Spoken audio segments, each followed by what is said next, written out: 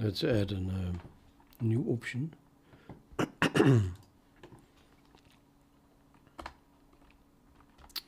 Called log.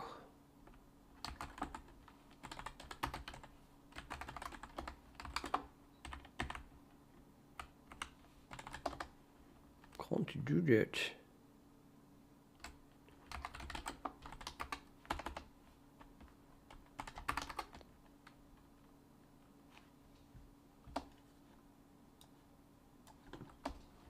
I should have just removed the first two dashes. But okay, here it is, org.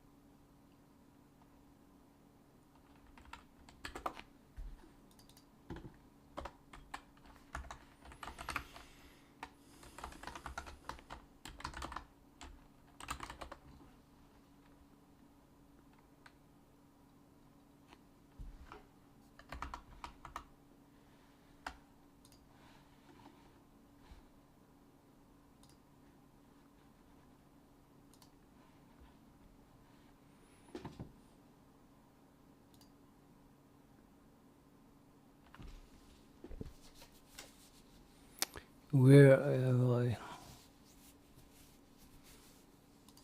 anything that tells me how to write to a log?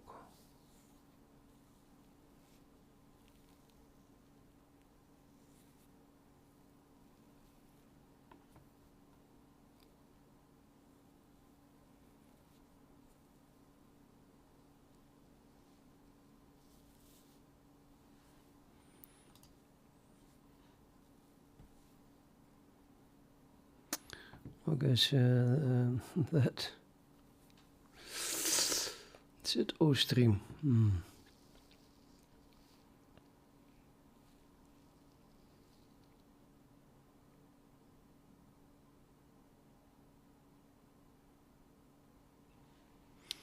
Yeah, no, yeah, okay.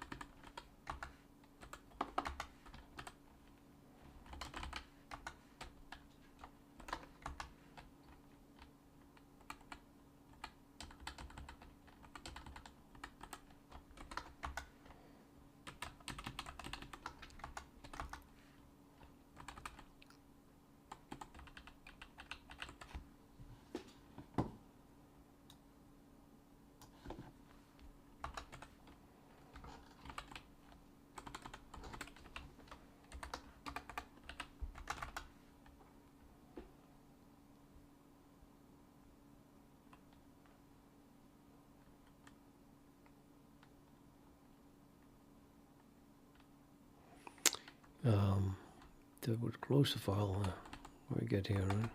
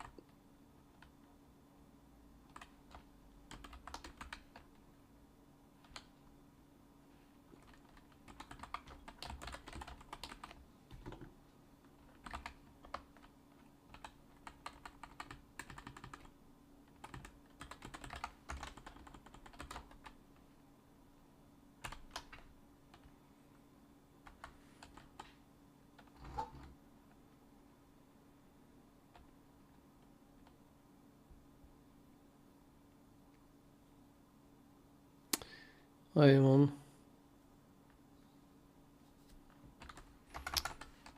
Just coding.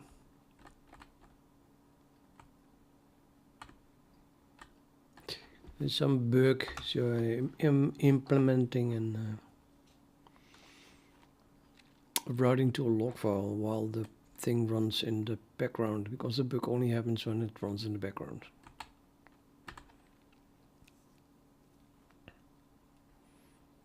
I think they should work, but probably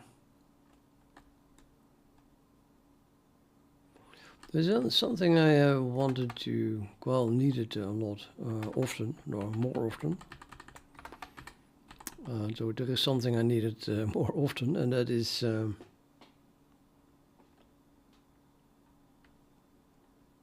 automatic flushing of the debug stream. Not sure that happens now. Well, I would like to watch it in real time, but yeah.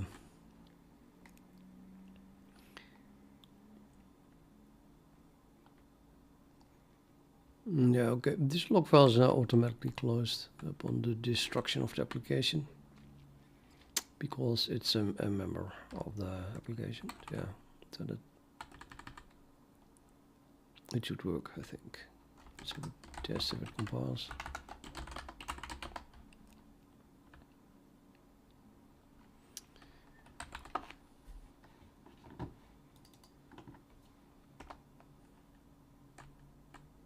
Oh, go to background is static.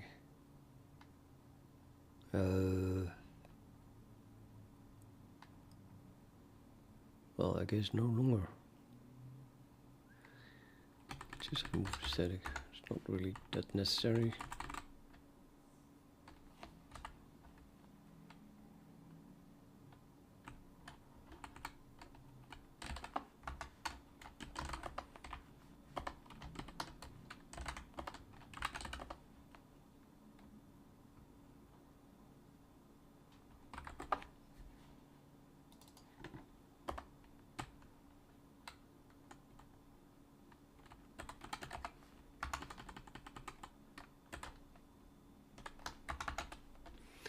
There is one thing though, we can't keep running after the destruction of this thing. Then we would try to write to an enclosed file. So we have to do this, turn all debugging off, or maybe switch to, I don't know, well, turn all debugging off is good enough, I think, because there's nothing that we can write to. Yeah, for Codex, I'm just making it up, though it is whatever I want. Something to plan.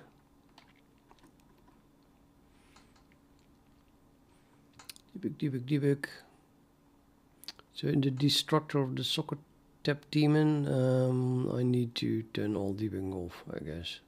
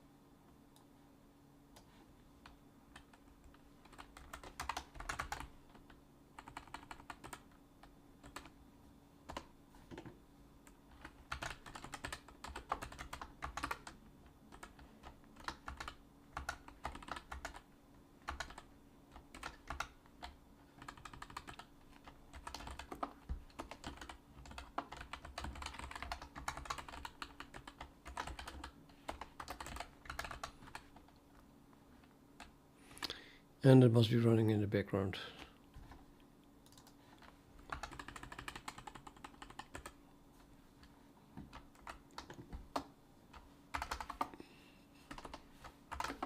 Not foreground and log file name is not empty, then turn all debugging off.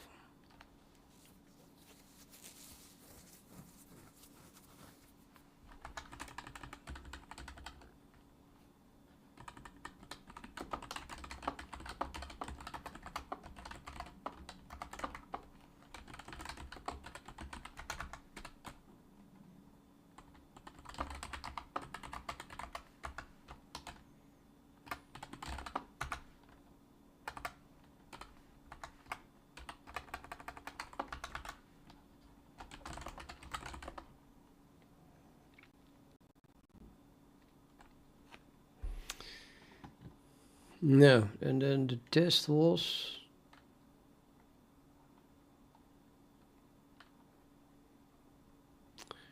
I can no longer remember if I tested it from here.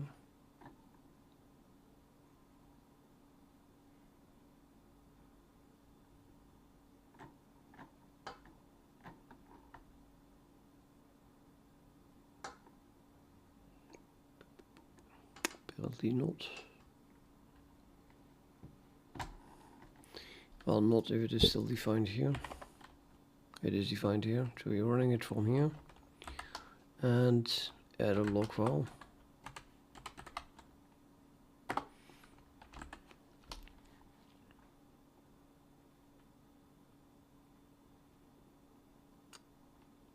No. Full path.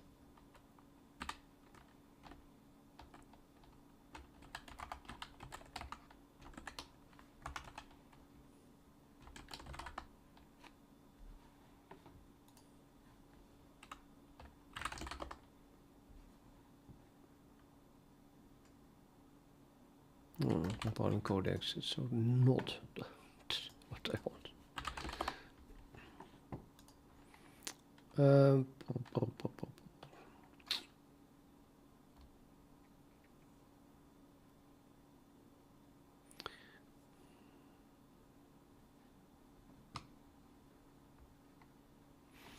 Yeah, let's just test it.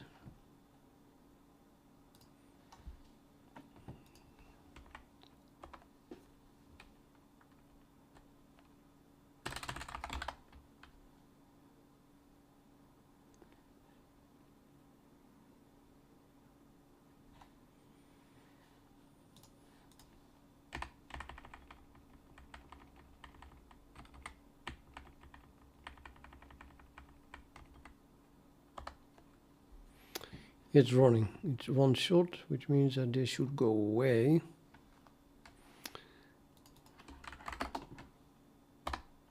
And nobody's running to that file. Or I didn't flush it yet. That is a possibility, I suppose. Which makes it extra annoying that it still runs. So it probably maybe either doesn't write or never flushes. No.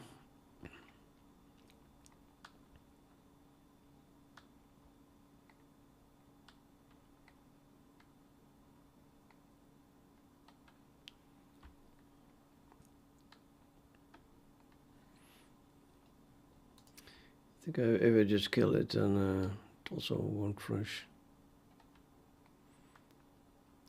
Now, yeah, we need to know if it writes to this file at all. So I'll just write something to it in the beginning and flush that.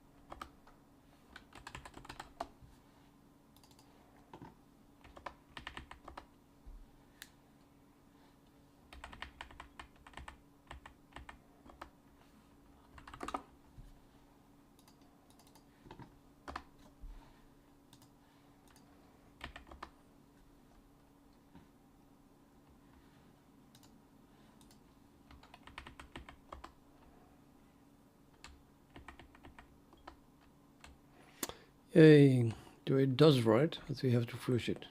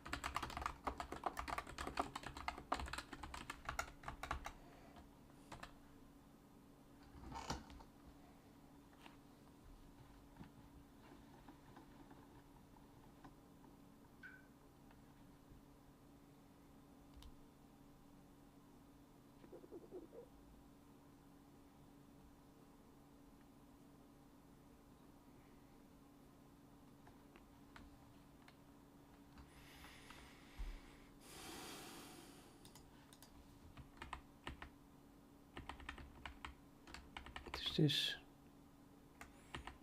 does it look like I lost my history? No. Wait a minute, I don't completely change directory by running make.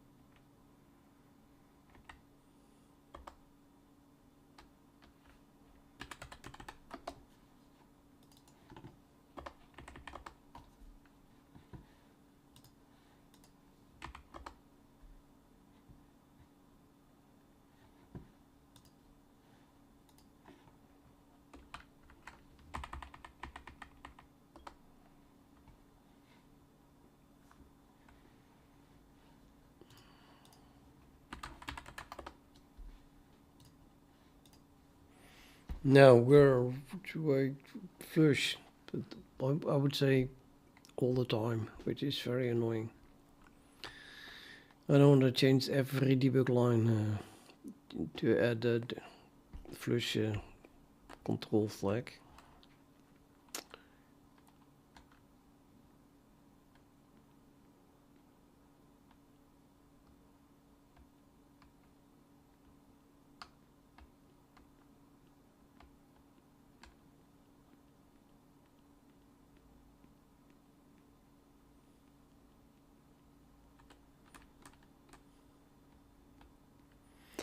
How to solve that?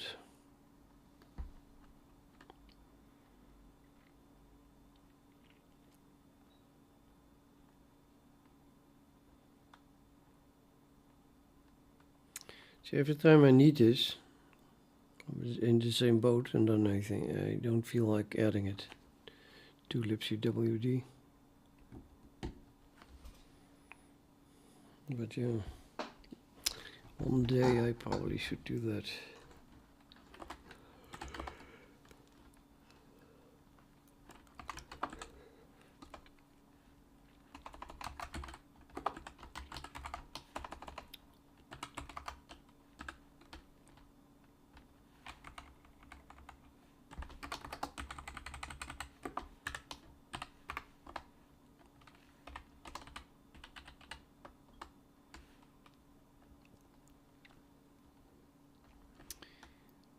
Currently not super much. I could just add a flush, I guess.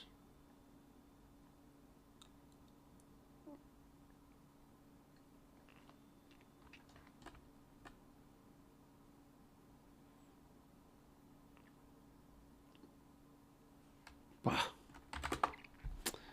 Well, it's the fastest thing. Well, right now I just want to fix that bug. Find the bug.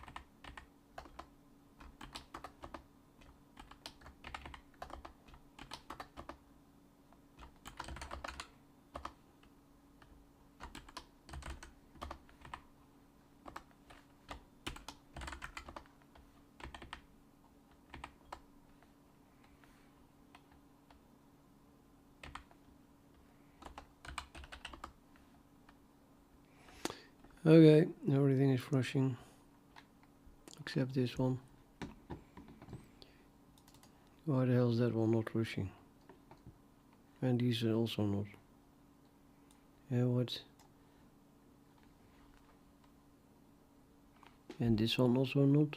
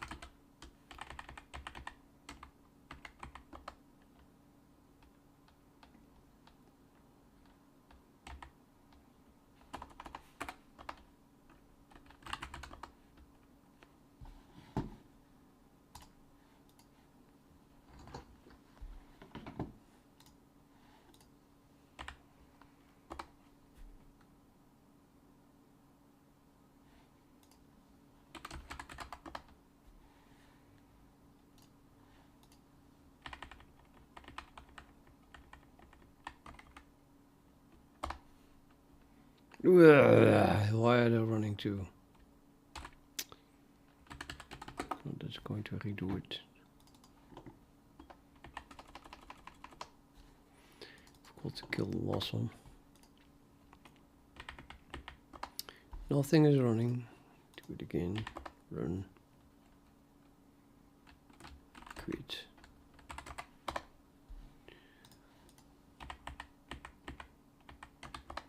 Only one's running. Kill that one too. Although we have red X1.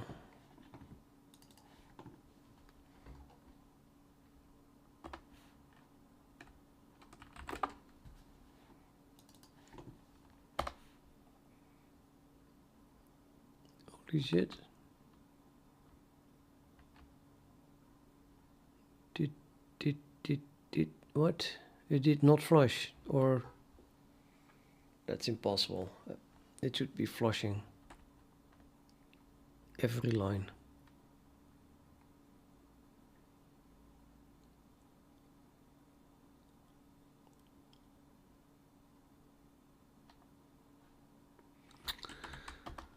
Oh my god, why?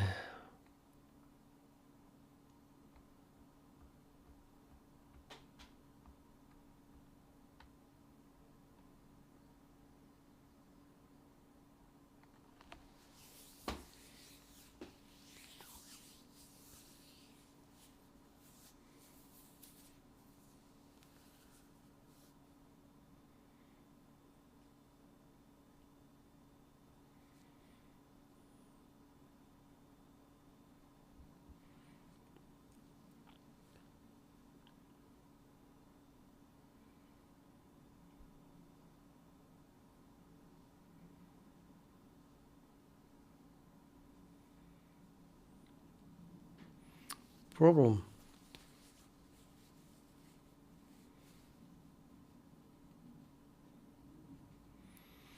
I want to write to a log file, but it's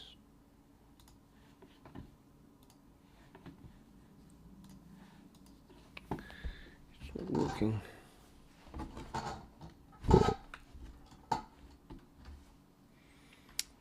What kind of nonsense is this?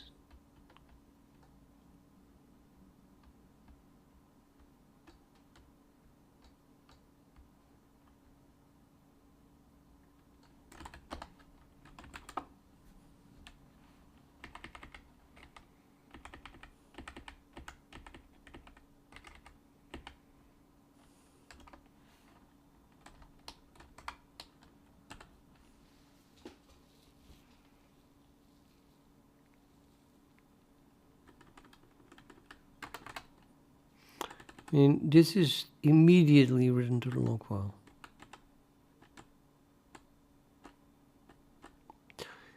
Or are you telling me that everything else is written to...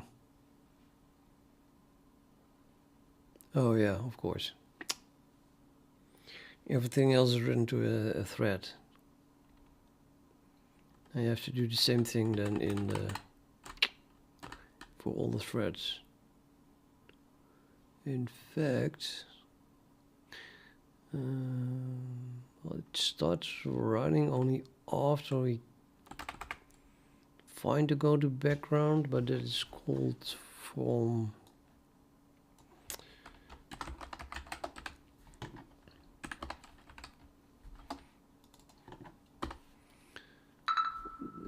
the constructor, so that's pretty damn early.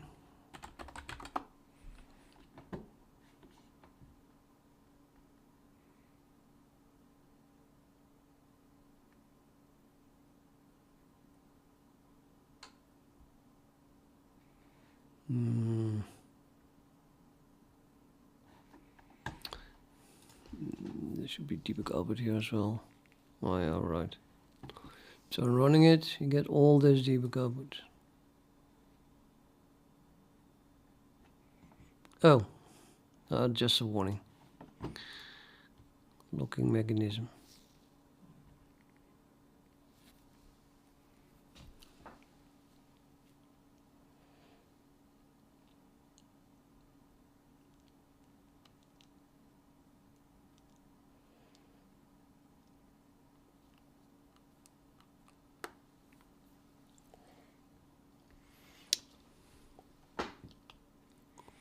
Yeah, it's only after it sees the log that we switch to the background.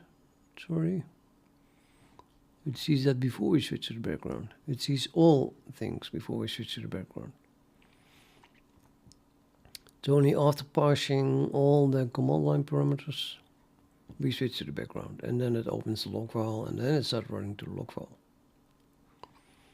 So all this is printed here. However, this is all not interesting. I think that what we are mostly missing is the debug output from threads.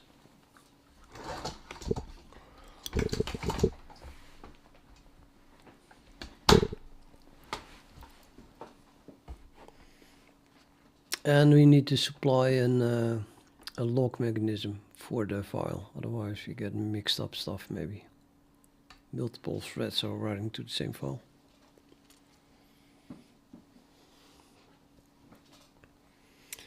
Let's go back to the reference manual. Hopefully that is still an existing thing. Tutorial. Reference manual. It's called destination.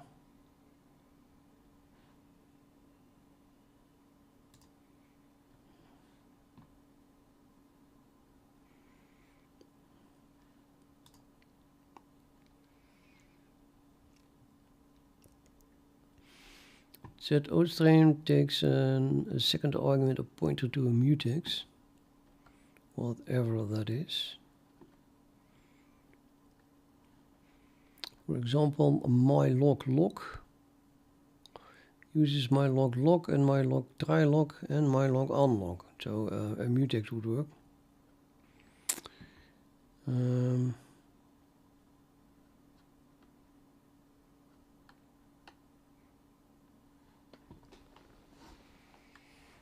I probably should update this.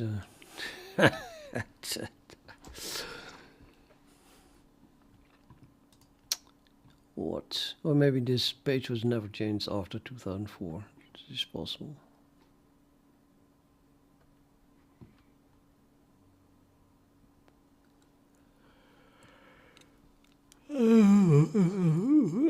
Yeah, okay. So, do that. As if I said, as if I know what I'm doing. Let's go to the header and then add for the log file a standard mutex. And let's call that the log file mutex. Used to protect the log file.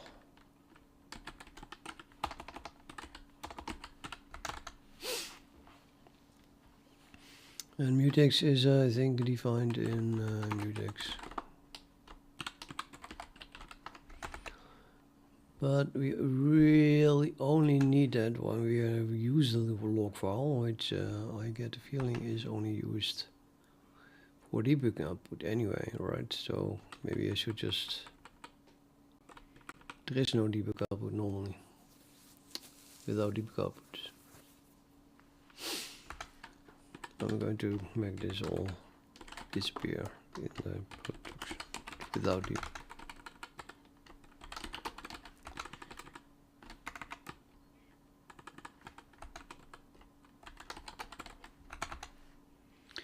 Which means that the log file, they all start with log file, all three. Anything log file does not exist if that is not defined.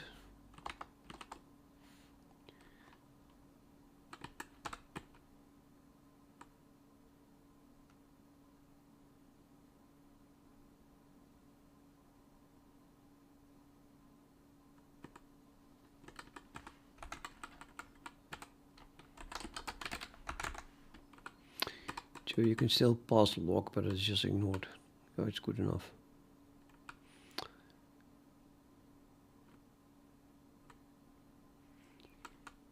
Would be annoying if you have to remove it just because you compiled without debug output, maybe.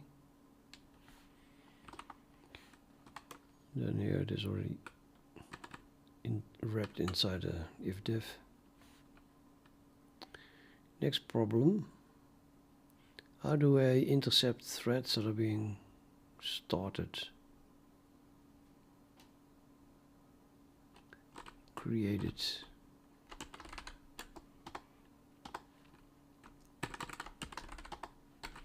I have no clue.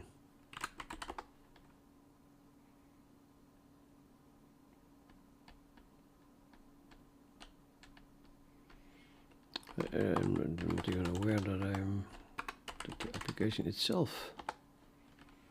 Start thread. EVIO start thread. Yeah, the event loop thread.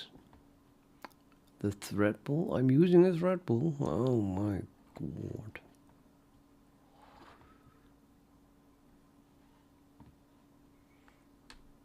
Those threads are buried deep.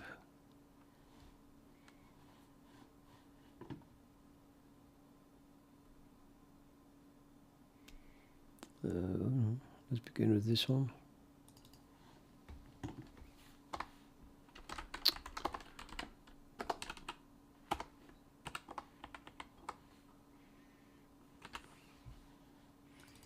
The event thread.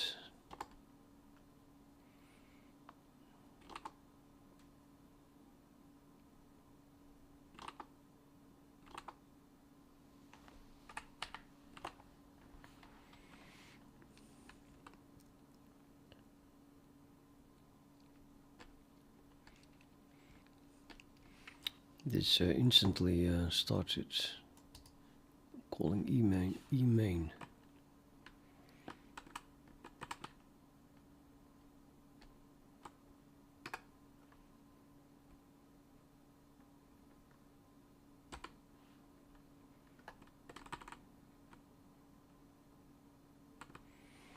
So don't they should be inheriting the O stream though.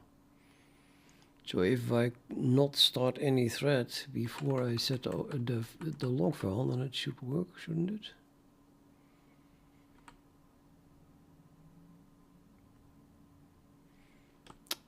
In the thread is called, but yeah.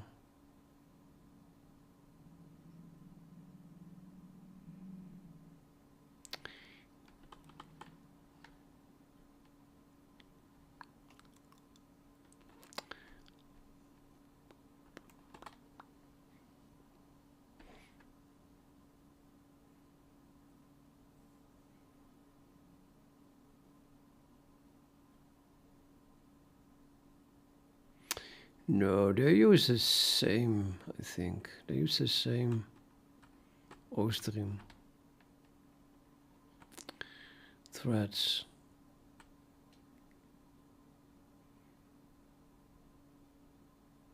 I don't have an O stream per thread, so there's just no reinitialization possible or necessary. Yeah, then I don't understand why it's not running. I really don't get it. I'm just going to try it again, because I don't know what to do.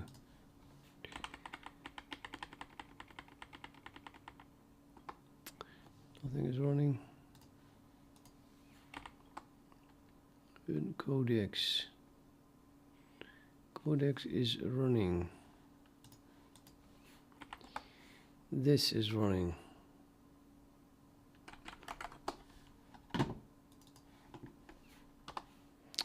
It is not running anything whatsoever.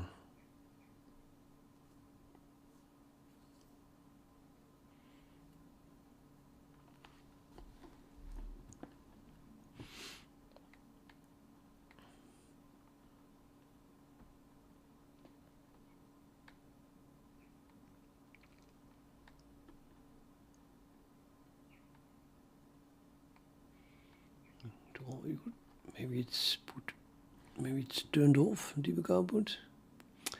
So one thing I can do, I can just run it in a debugger and then maybe you can see why it's not running anything. That is an idea. So we have this PID here, and the executable is also given here. So we can run the debugger GDB on. How do you do that? Just can I think you can just take the PID and you don't have to pass whatever the executable is. It can find that using the PID, of course.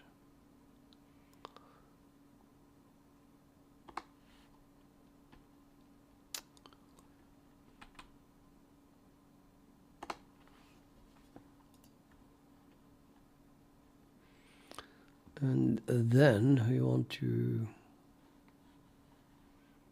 stop the program, I guess. At the moment it writes debug output, or should write debug output.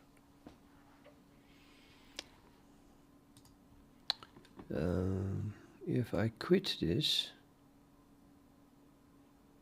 then the socket disconnects. That should give debug output.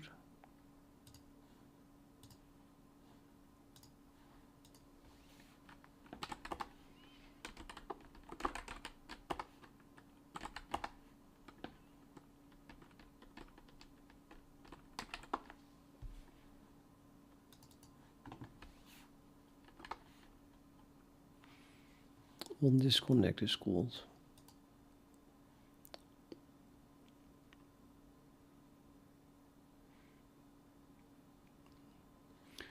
Which calls quit.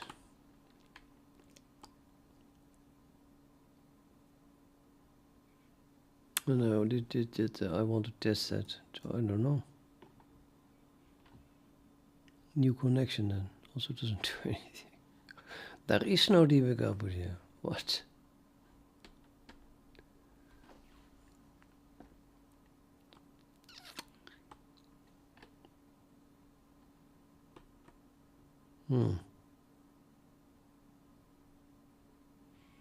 Well, if I quit and then reconnect, and it is accepted, then at least this should be printed. No, not if that's not set, of course.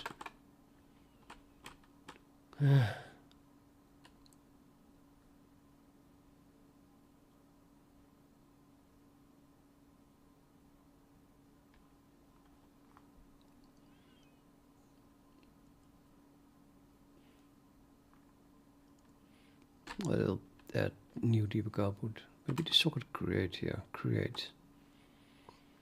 To open a new connection. Also socket, accepted socket. Oh, that writes to DC EVIO, yeah. I just don't have enough debug channels turned on, maybe. Let's turn everything on.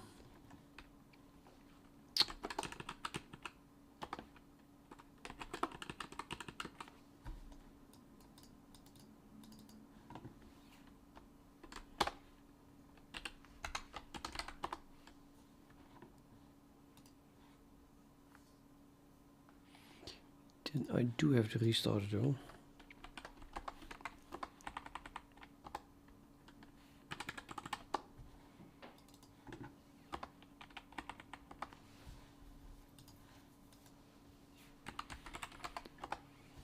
That restarted it as well, I think. No, didn't. Okay.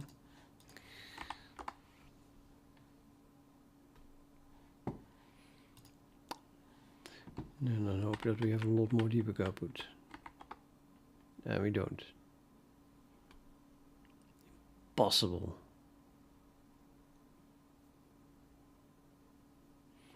Okay, so let's add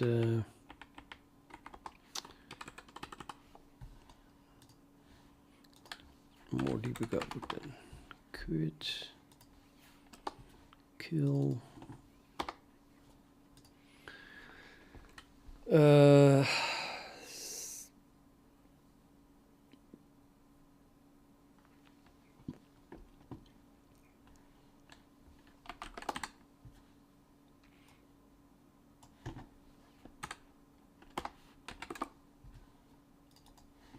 That is the last thing that is printed, which is after constructing that thing. Now, no way that this is not generating debug output, right?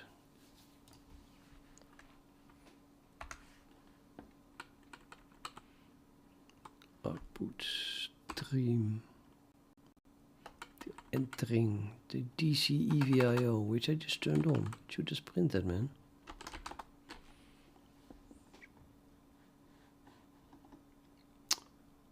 What I don't get is whatsoever.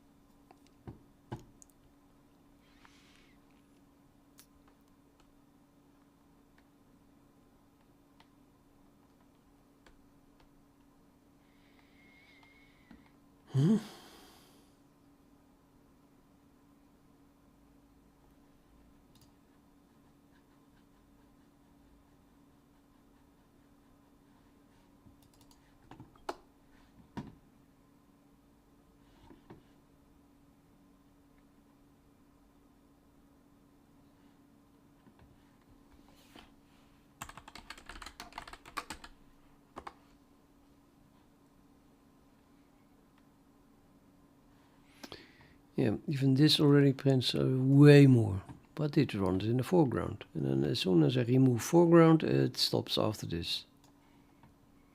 Why? Or does it? Now the very first thing is entering EVO create. So let's just make it stop there. We can put the breakpoint here.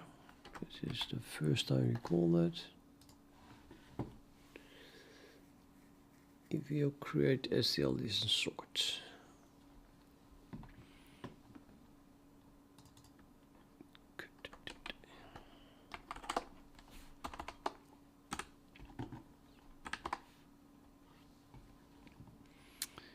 That would be this line here. So I can put a breakpoint here and then see why that is not printing anything. Well, which is not easy whatsoever, but... Or is this the one? Oh yeah, this is the one actually.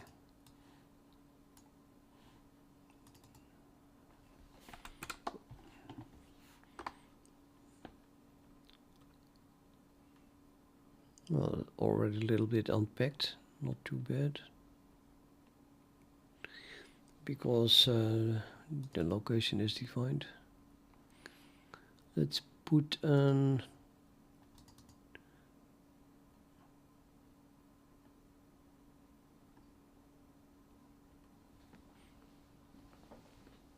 Yeah, now I have to put a breakpoint here, or might as well put it on create itself. So that's EVIO create. And I'm going to run this in the background with the log file.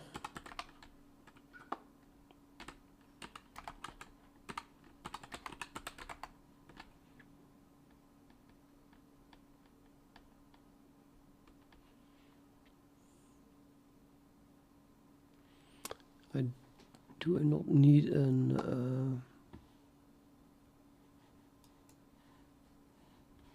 no, I don't think I need that. Okay, so here we have only foreground. Well, I might as well set a project here. Project here. We leave out. Yeah, first time I just want to see typical output. I don't know. This one was without one shot. I'm gonna leave away project there too. Just do the same thing as there, but now without foreground and with a log file. And this must be run in the debugger.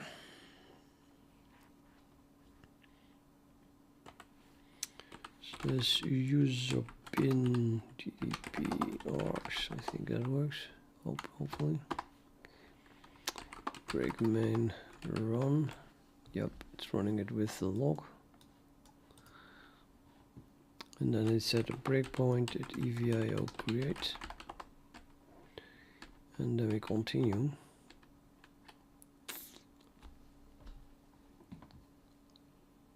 Oh, I forgot to pass a locking mechanism. But it also exited. Why did it exit?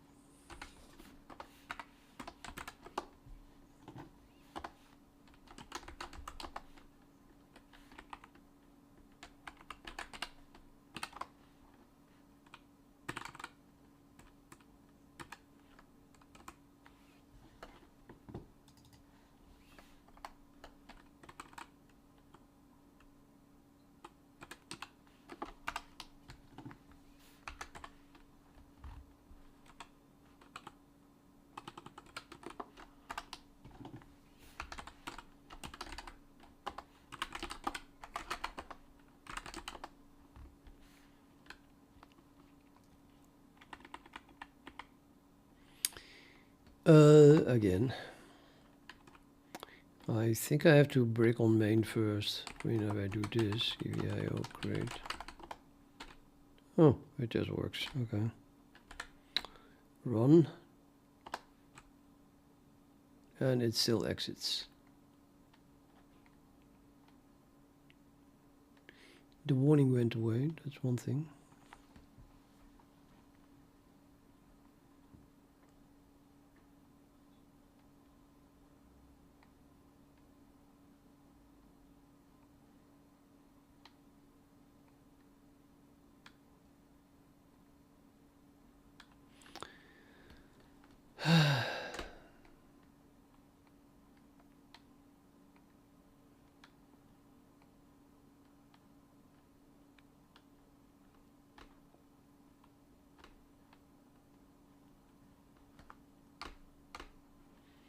No, because I also don't understand this. It is really every time something else. We'll just start debugging this from starting at main and then see why the hell it is exiting.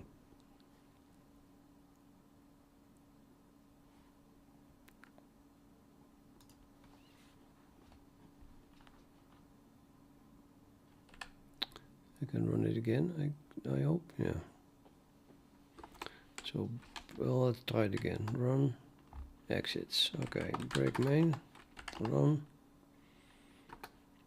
next, initialize, entering main.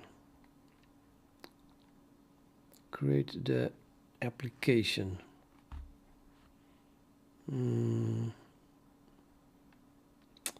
Do I want to step into that? No, not really. I'm just assuming that it works for now.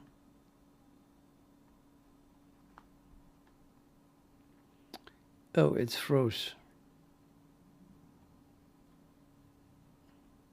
Okay, run it again. Next, next, next, step.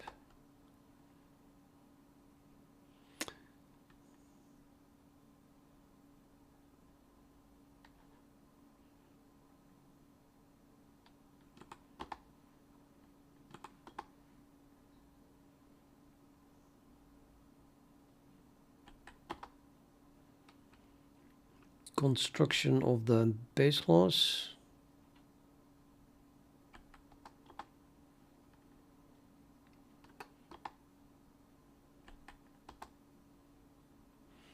Construction of AI thread pool.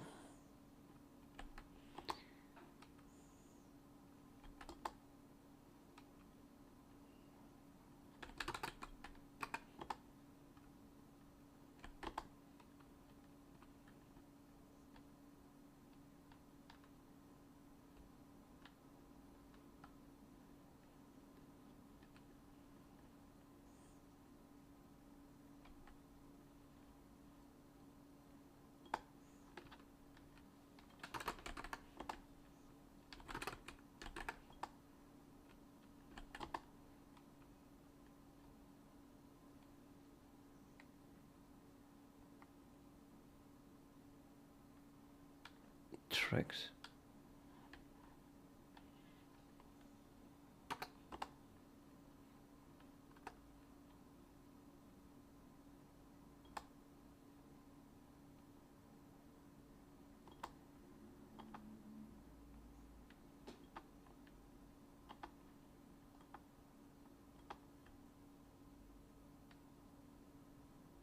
Oh God, now this timeout.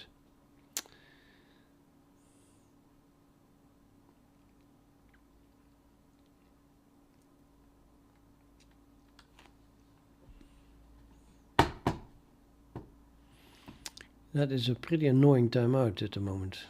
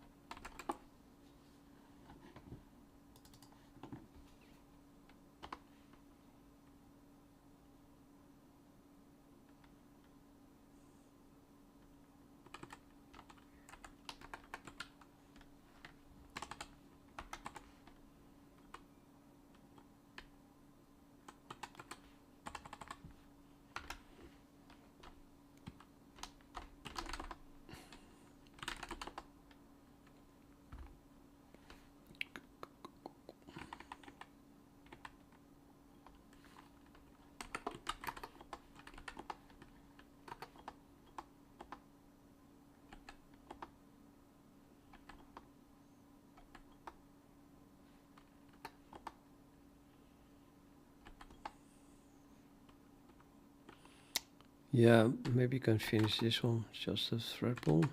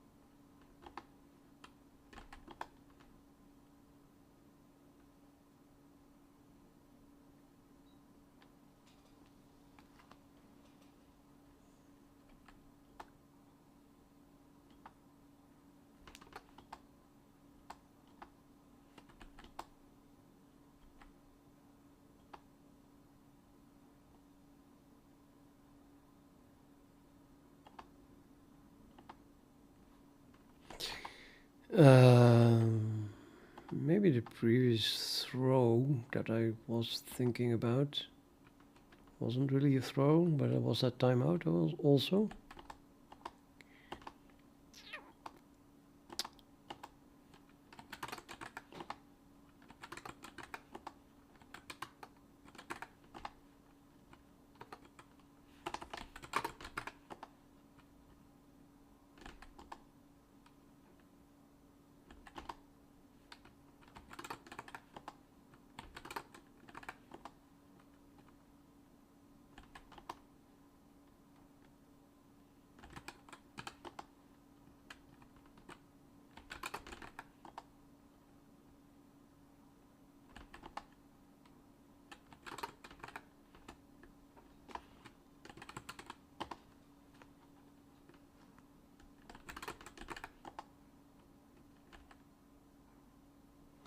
Okay, we're finally inside socket tab constructor. The last well, here that maybe that throws, or this, if it throws. Step. Maybe I should just put my breakpoint here. Next time. It's line 8 of socket tab.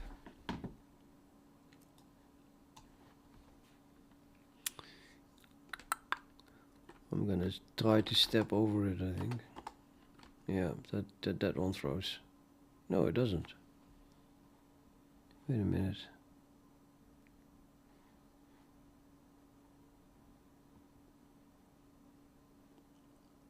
No. Did not throw. No, we're at line 9.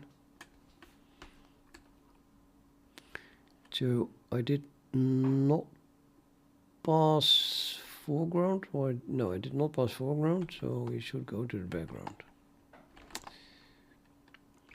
And the log file name is hopefully not empty.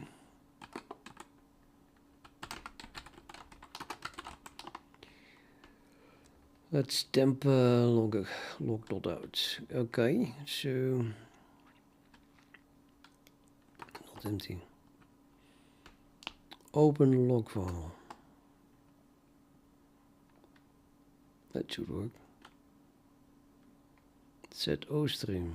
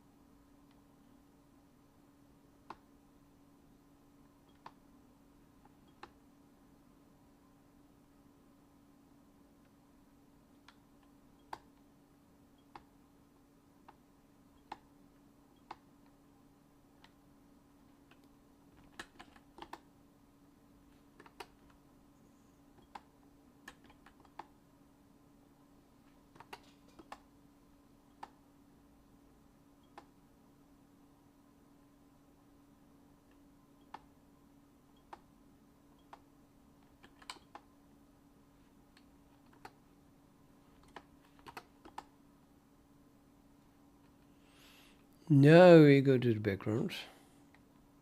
I'm not sure I can still follow it though I do this actually with a debugger.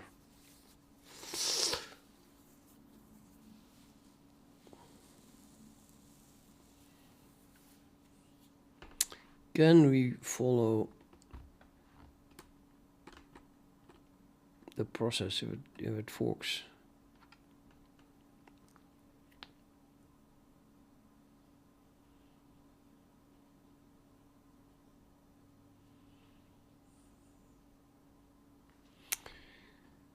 Maybe that's why it...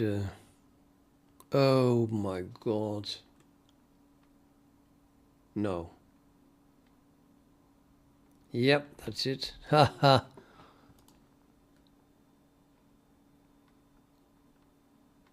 Yeah, okay, I get it.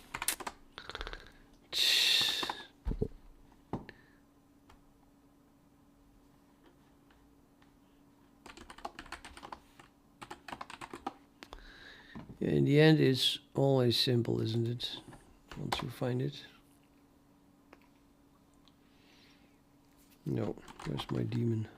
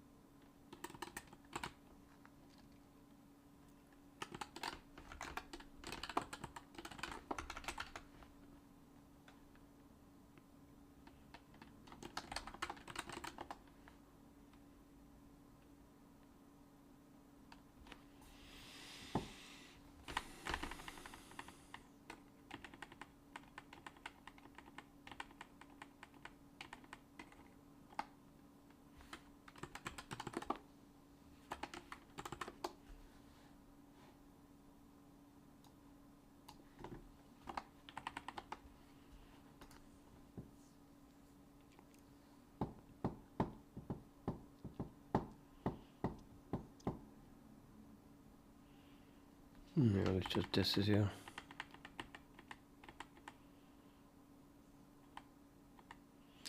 Or not.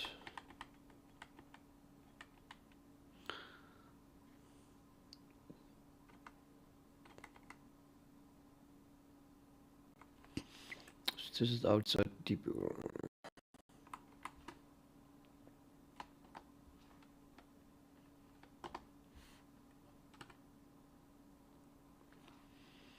The reason it returns is because we went to the background. Duh. Yeah, I'm so stupid.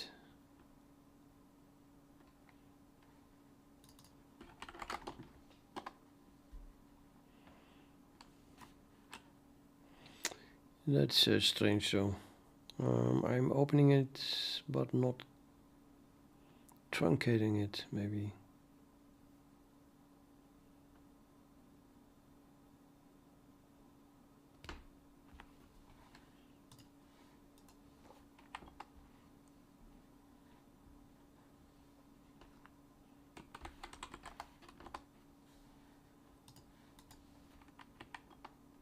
Ah, shit. It's really still no debug output.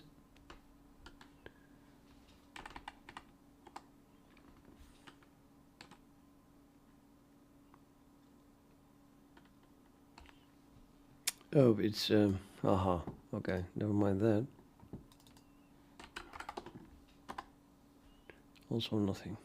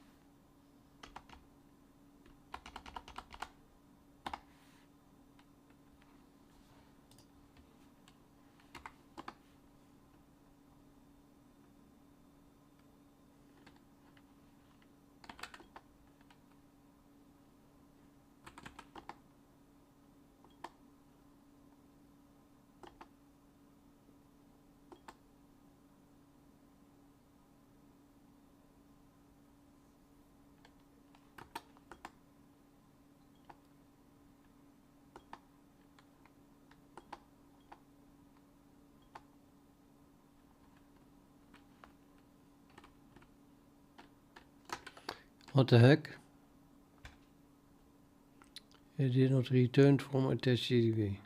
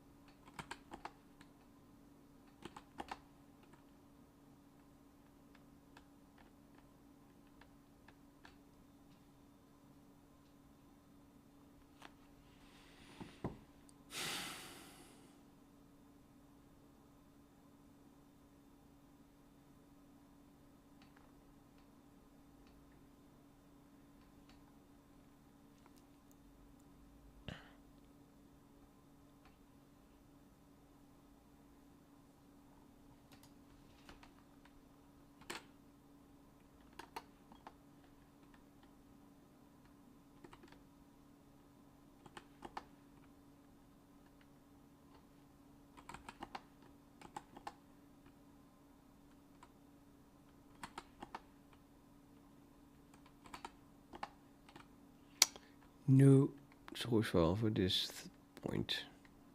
That's the problem.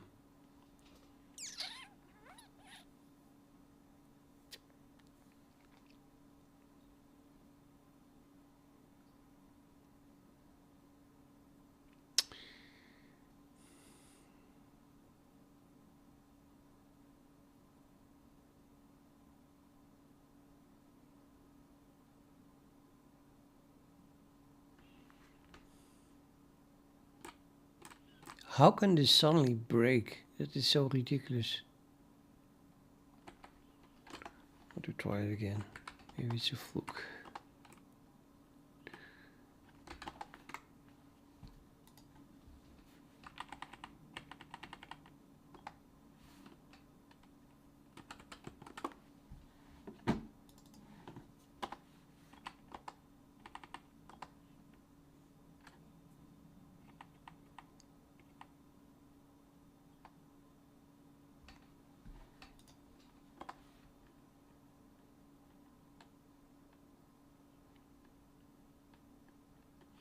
Oh, that's the problem. I can't read this. And why is that? Because it switched directly to the root. So where are these things written to then?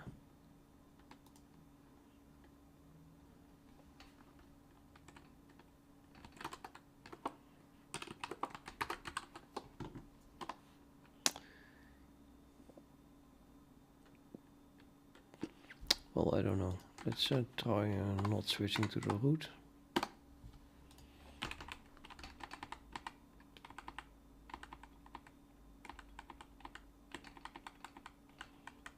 What's that demon thing?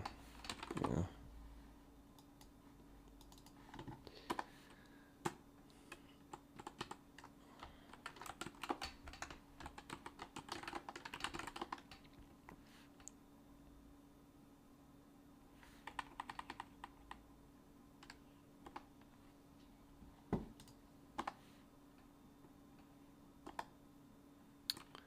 Huh? It still is in the root.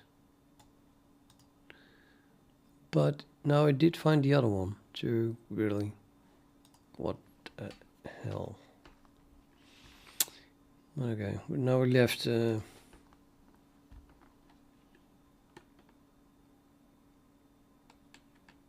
attach GDB at least.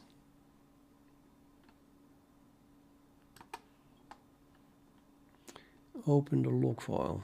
That worked. Set the O stream. That also worked. Turn debug output on again and write something to that file. So this should have been written out to that thing, which is temp log. Cut temp log out. Yep, that's only one line which you just wrote. Next.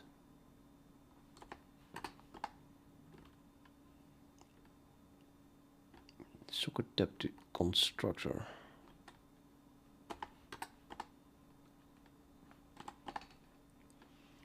Just returned from constructing the application object. That is also written.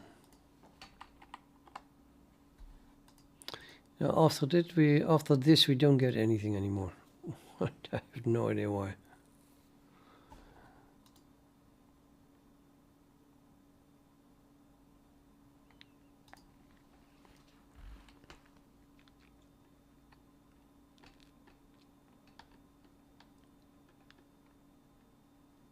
It should not be possible. Output stream. I don't think that was printing anything. This was printing the first line, yeah, in EVO create. So I can do step. And then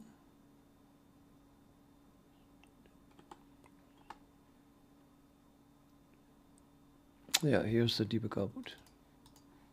well, the should be debug output. So I can do step, but we don't know what libc.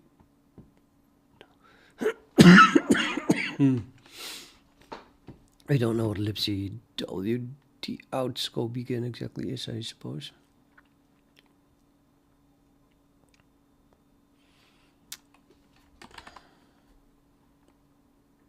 I'm gonna do step. Okay, now we're here. What is it doing?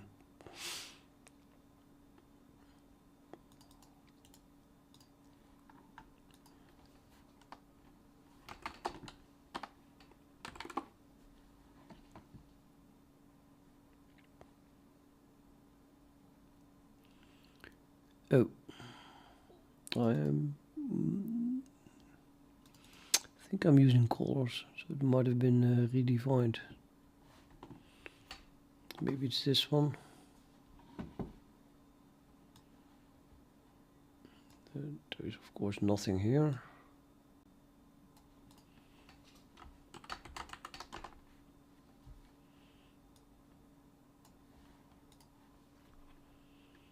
Thread pool.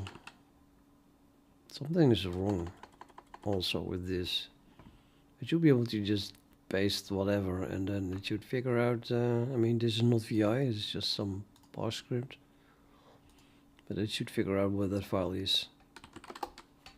I don't believe that this should not be necessary. Let it go down here. Yeah, PLP.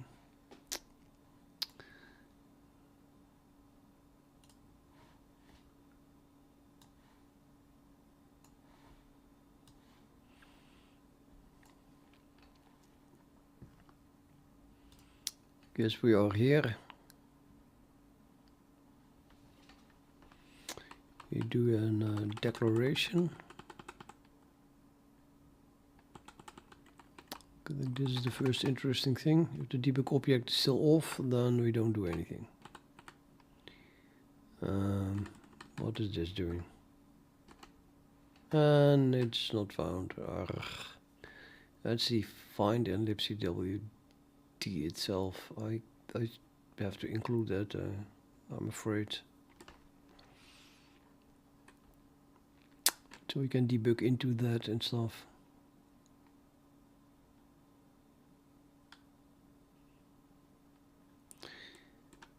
Well, I can do that at least with the CMake tags thing, so I can look at the code. So the configure, do I have a configure here? Probably not.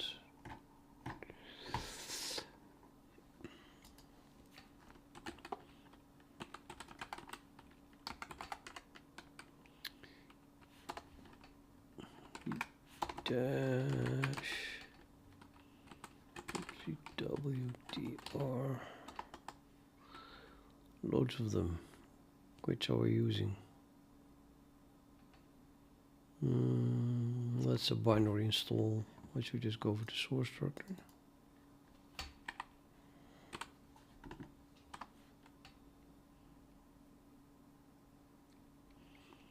.cc. How old.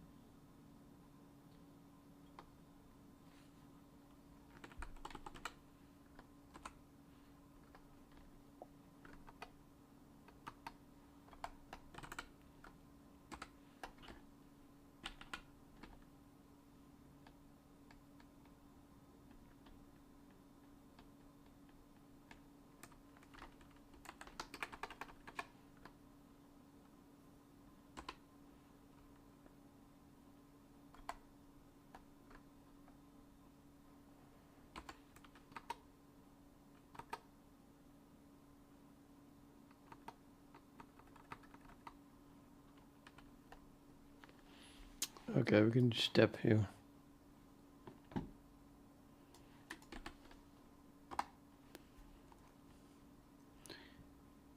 General set bootstrap SD. I thought I would go into the instance here.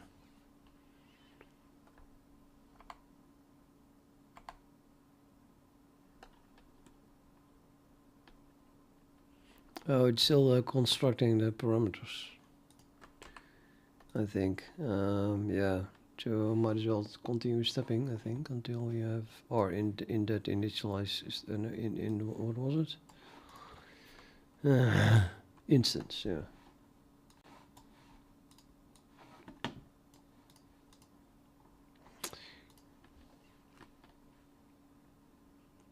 Can do finish, step, operator or finish,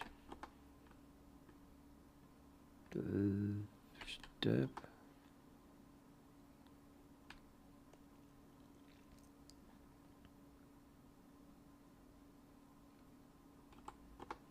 And we passed everything. What the hell, man? Okay, that means that everything is turned on apparently. So we do get here. They should give debug output. This stream should be the file. Oh no, this is an O stream actually.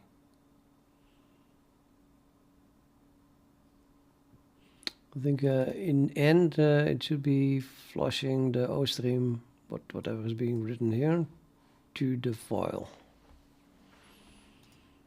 So we can just do it next here. Frame is that. Next. Next. And now this should contain.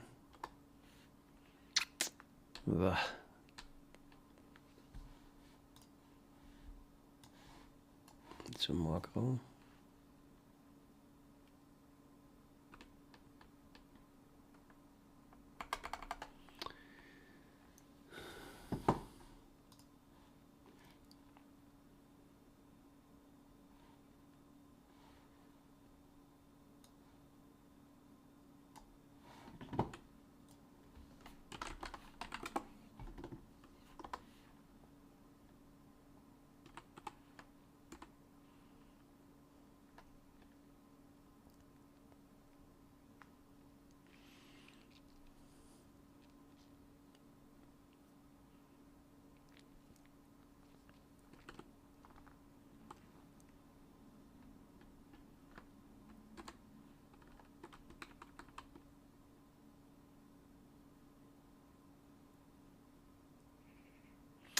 This is way too difficult.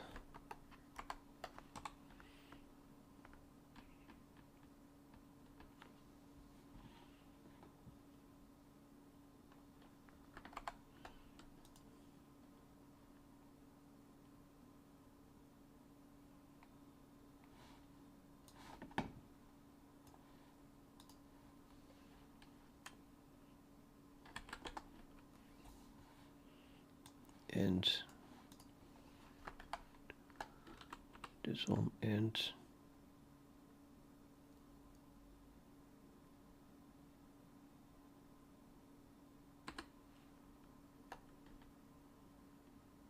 calls finish.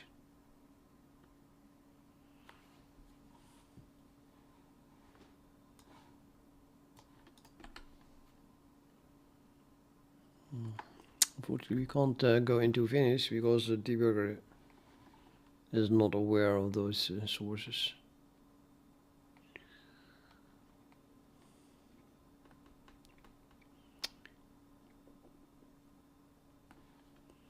Nope. Useless.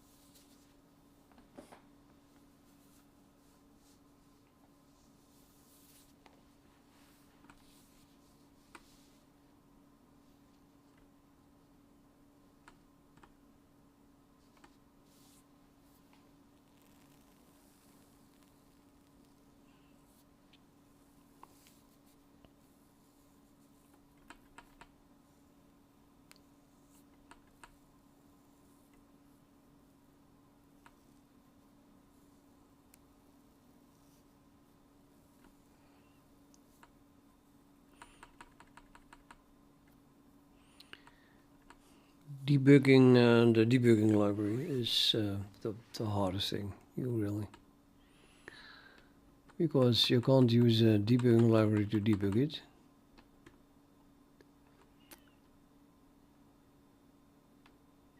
The bloody thing should just work, and it just work. There's no error in the debugging library, come on. So then what can it be? Why do I not get any output here? The most obvious thing would be that either the debug channel, but that's not the case. So we did get here. It is I don't get it really. No, they should have written it.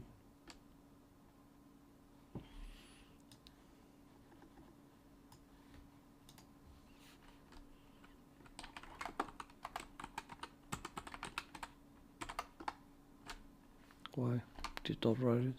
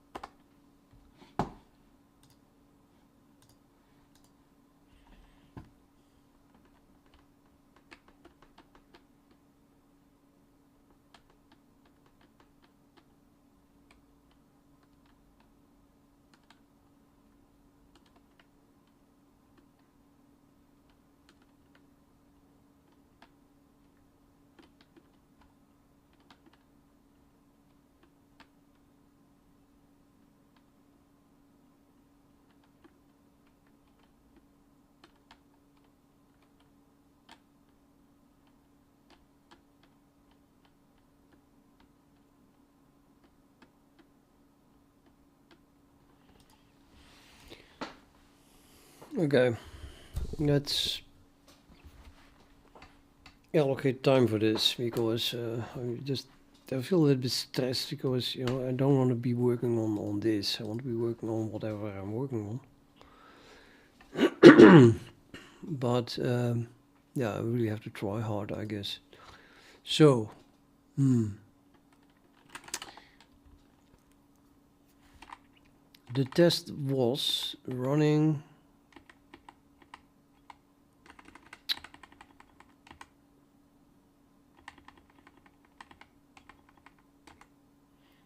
this.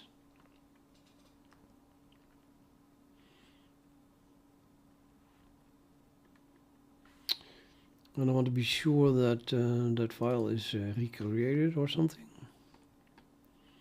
I think that was already clear, actually.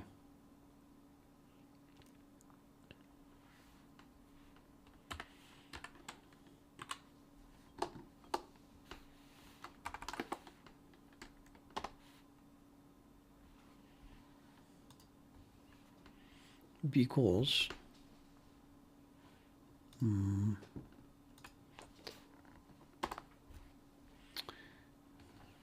let's not do this, because it's just too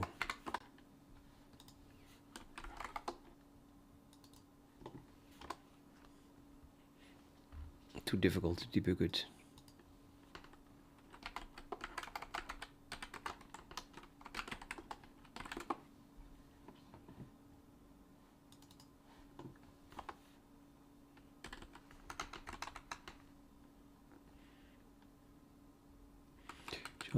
This debug output is making it, yes.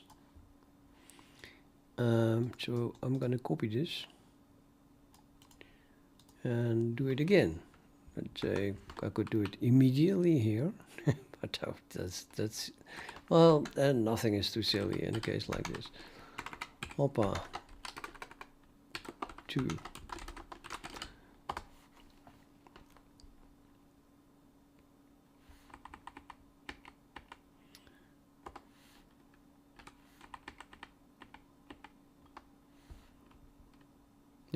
that is still written, which makes sense because even the endpoint is still written. I think I'm just going to do a binary search in terms of code. Well, not binary then, but you get the idea. So where is go to background being called from? Well, I might as well go to the, I mean, we know that it is printing the endpoint still. So directly after the constructor, things still work.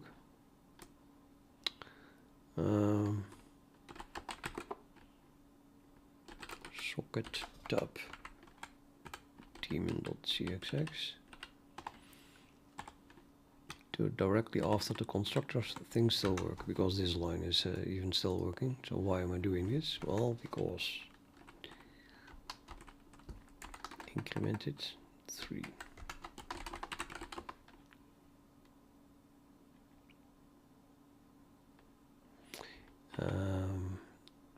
So I might still have a lot of those things running now. Yeah, that's not ideal, of course. Do I kill all? By default, that is here as well. Kill all. And then remove the log and then run the test. Yeah, no.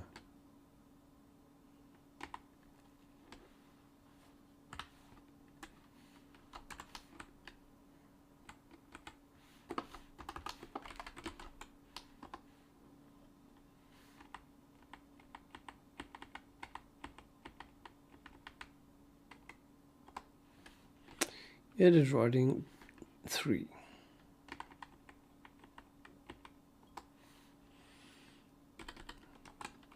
And the endpoint is written, so okay, now let's do something useful. We go past the O stream here. So it's still printing it.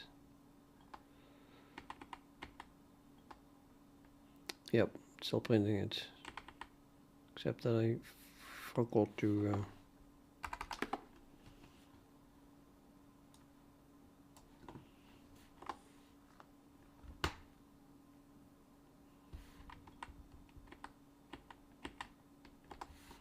increment it to 4,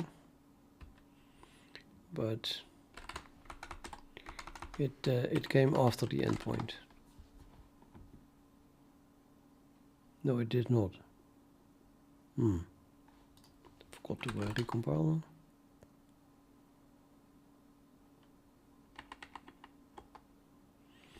Okay, now it is a 4 and it comes after the endpoint, so that definitely works.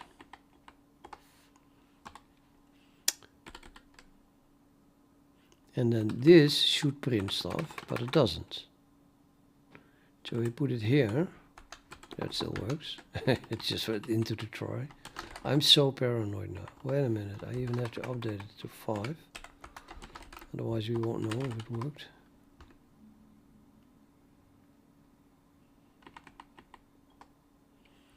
Sometimes you just need to do things that you are sure that work to get a little bit more self-secure again. And then apparently if I put it after that line, it no longer works.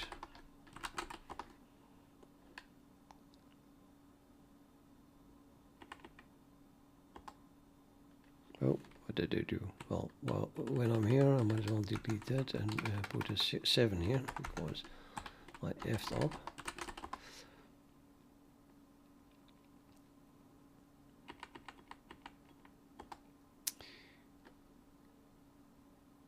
How annoying is that?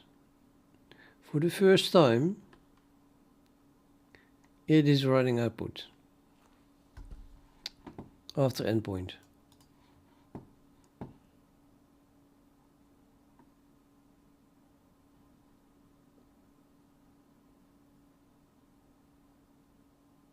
Yeah, and I understand why. Why am I so stupid? I'm a complete idiot. Well, not entirely, because I immediately understand why, but Okay, so the reason is that I did add a flush to all the debug output written from the current project, socket tab. And all debug output that we didn't see is part of EVIO, which did not get a flush. And now I add this after that output is being written, and this is flushed, so that is also flushed now.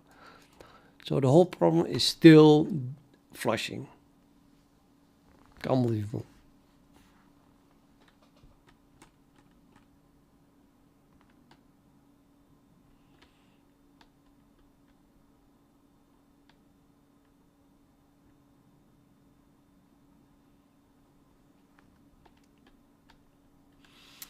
Now I'm maximum feeling motivated to add this to libcwd itself. Some flag that you can set, and then it will flush every output. Because I just needed it more often. I definitely need it now.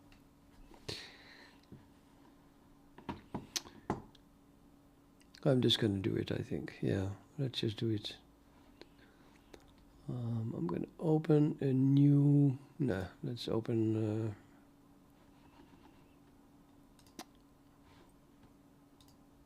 a new tab here.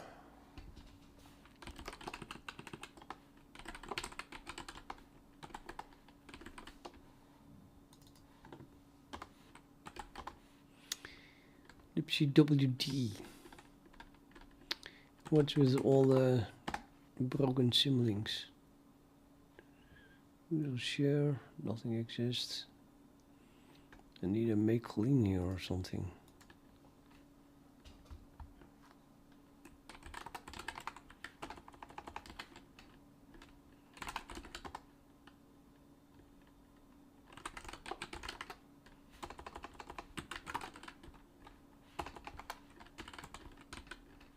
On type maintainer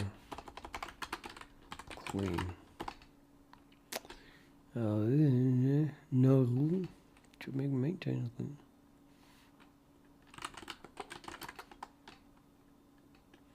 Because it's Ninja. Yeah, it blinds me. I'm just gonna delete them.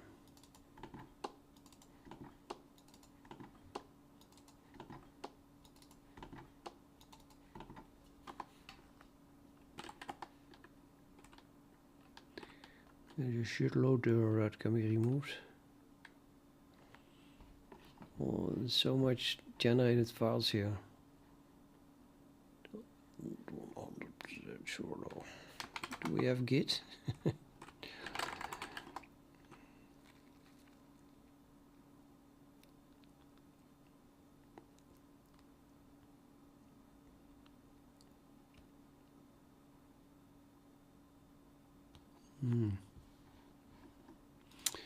Well, okay, how am I going to do this? So it exists of two parts. One is must be possible to set an option. Could do that in the RC file or in the code. In the code I think is best, because then you can just temporarily turn it on. And it is a global thing, right? I mean, you want to flush all threads immediately. I mean, you want to also flush, yeah. Could do it per thread as well, but let's not be too fancy. Flushing all threads. So it's more like a debug object thing. And the debug object is called libcwd debug object and lives we have stuff on it, margin, set ostream, which is of course because it is it has a certain type, and then I need to add that new option to that type, and the type is debug class type, which is defined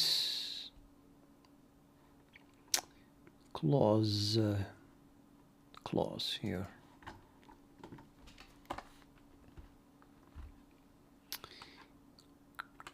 Although this one has stuff like public, color on, color off, margin, marker.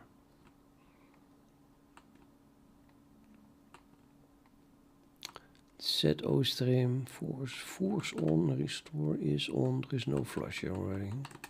That I added before and I've got it. Manipulators.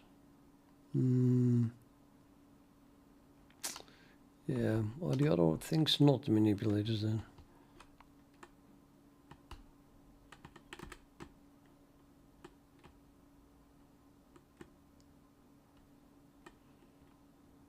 Formatting. Okay, they're not formatting. I mean, that flushing is not formatting, right? Yeah, so we'll not add it there then. Manipulates accessors for the format attributes. Other accessors is not an accessor. Initialization, constructor, destructors, manipulators. So it should be added here under manipulators. And then I can do, we have an on and an off. I could just do flush on and off.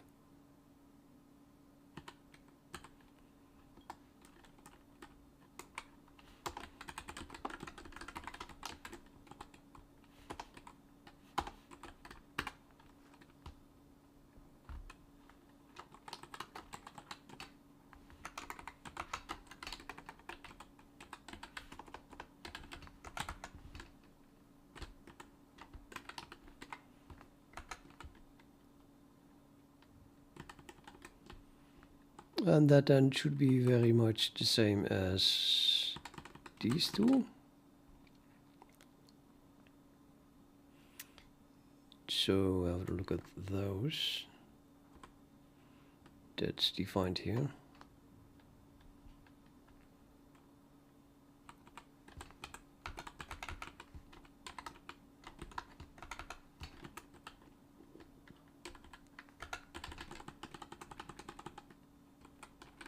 But it's a channel.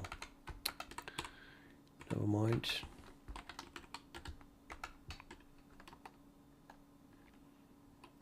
Set debug class. So this is the one.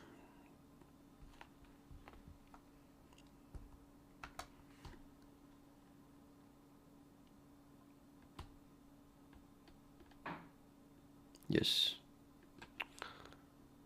Okay, on is on. Off is above it, I suppose. Off is here, okay. Let's put it there.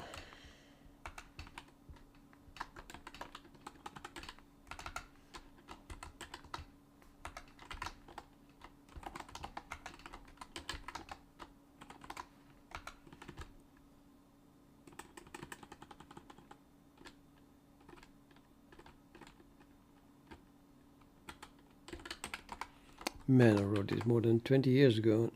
Format is so different already. Inline void, all on a different line. It's a, oh, this is an inline thingy. Well, okay. I'll just copy the style, I suppose, but no.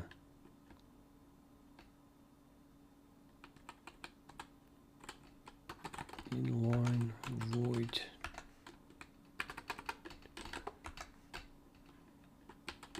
Keep a class type. And then you have to put that in the STD, stands for thread specific data, I think.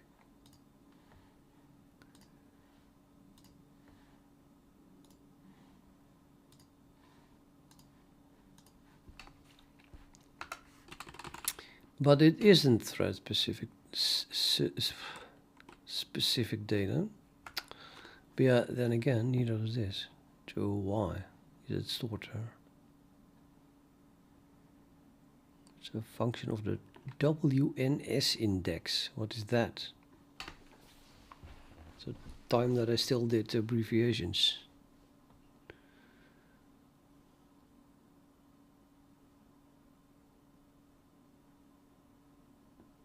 And global stuff. So what the? What is WNS index? You would think that I could jump to it. Oh, I can. Oh, well, that's something.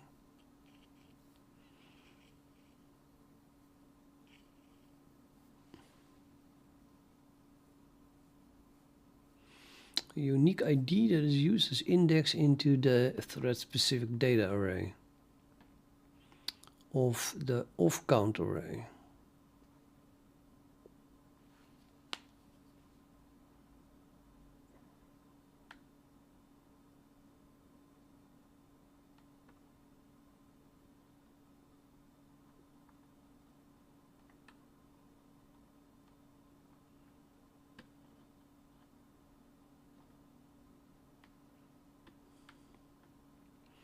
Try to understand why there is an index at all here, man.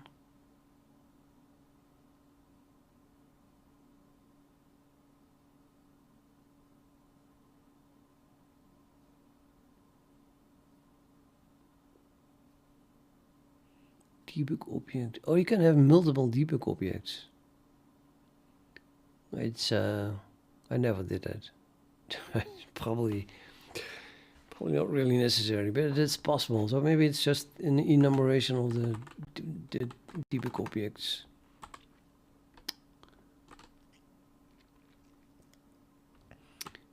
And this is the on-off, so the debug object off array. It counts how many times it is on or off. You can turn it on. You can turn it off. I think off. So it should be counting offs. Why is it setting on then? It's not an increment here.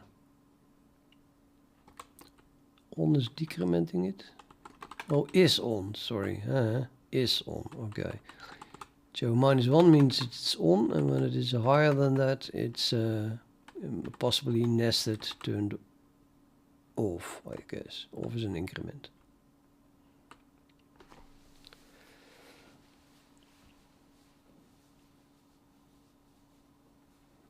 Yeah, well, I could support the same thing here for flushing. So let's say normally flush is off. And then if someone turns flushing on somewhere and then later off, then you don't want that to interfere with another thread doing the same thing. So it must be, you know, thread safe and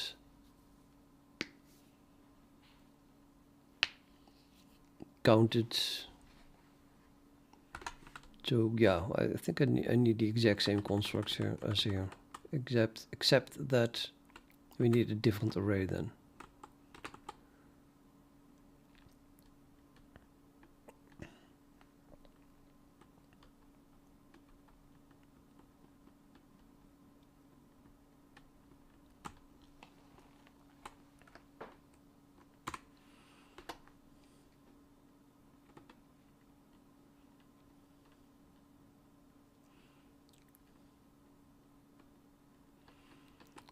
And this thing only exists when libcwd thread safe is defined. I think that's always defined these days. Yeah, there is no non-thread safe anymore. So I'm just gonna ignore that if here. Let's just make it work for this.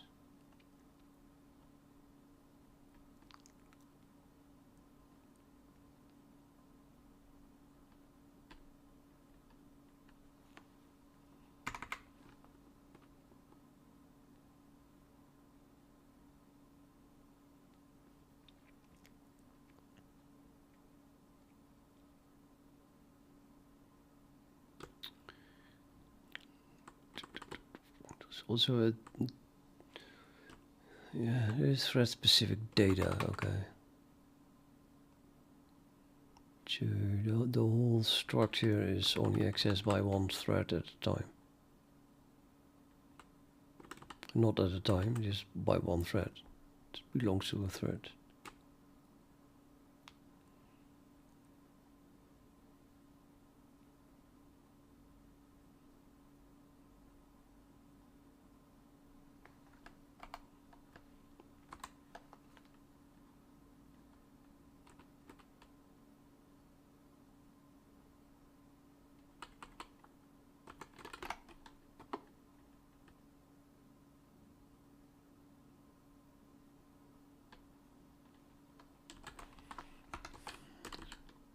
Put it under the DO. Debug object flush array. Looks like a good name.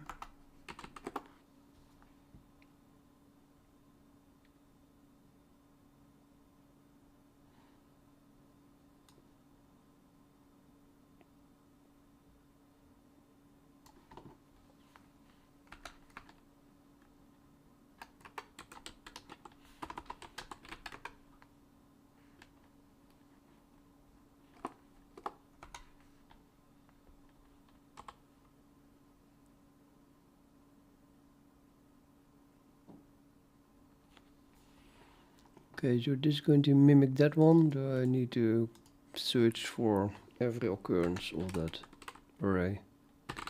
And then, duplicate code.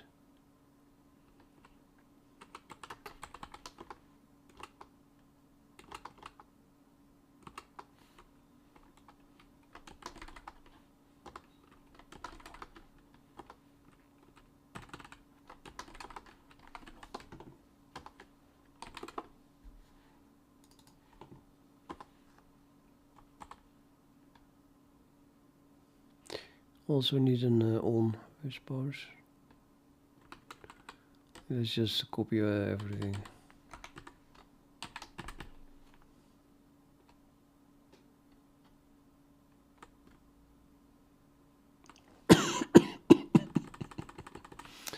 Yep.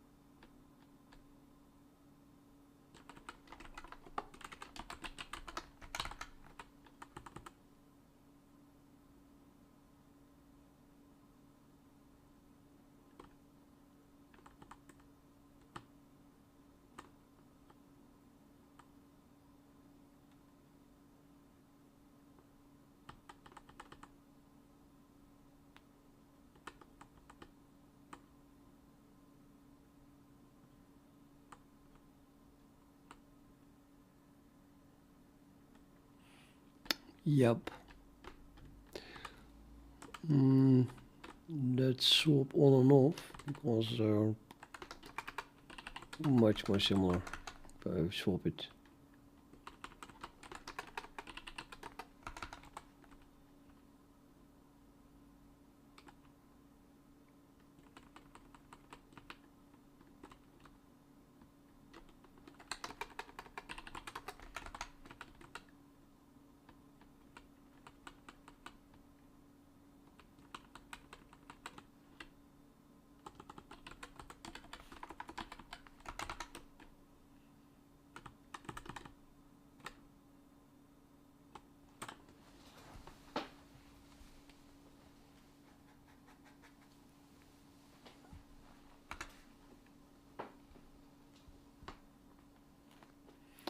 Right, and the array was called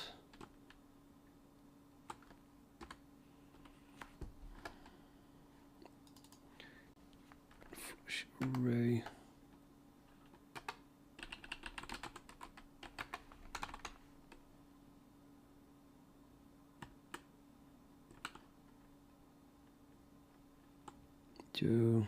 Let's the other way around then.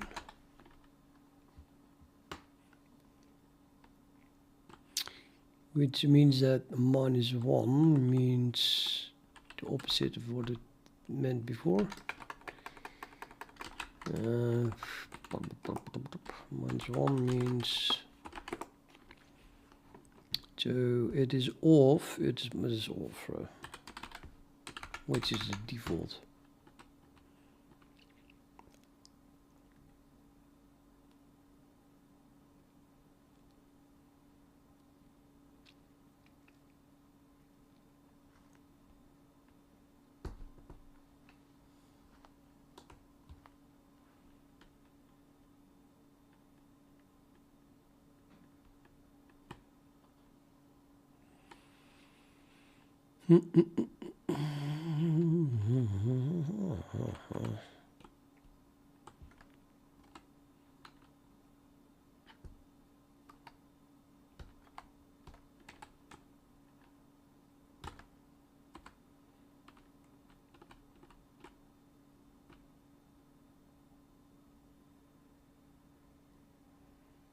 Okay, the on-off state first time apparently has nothing to do with this. Let's just remove that. Sure, I don't want to have the first time thing.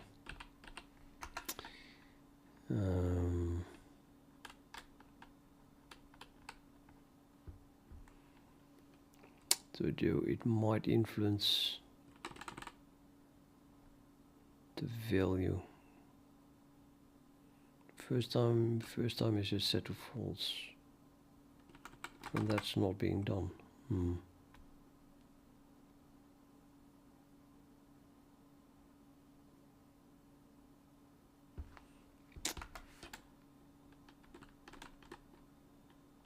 Don't know.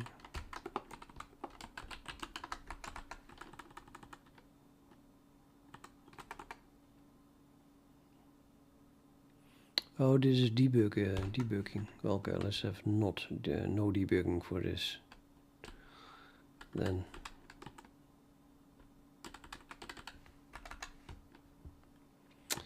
this is just the opposite of that.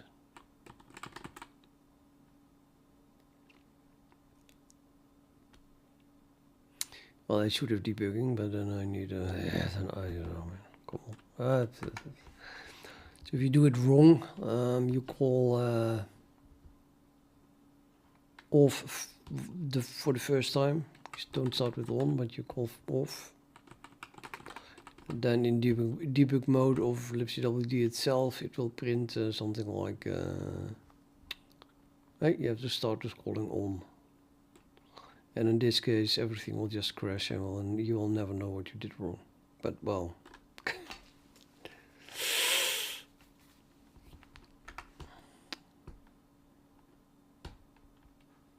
I don't feel like adding it.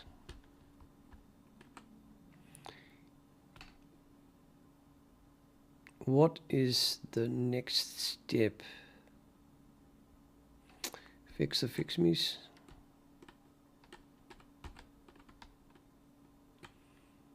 Because this is using that macro, which is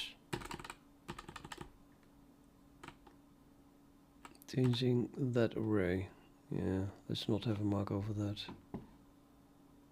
So I'm just going to use this. I think the reason is that the macro can be one of two things actually. Yeah, but thread save is always on these days, so I don't care. I'm just going to use this directly.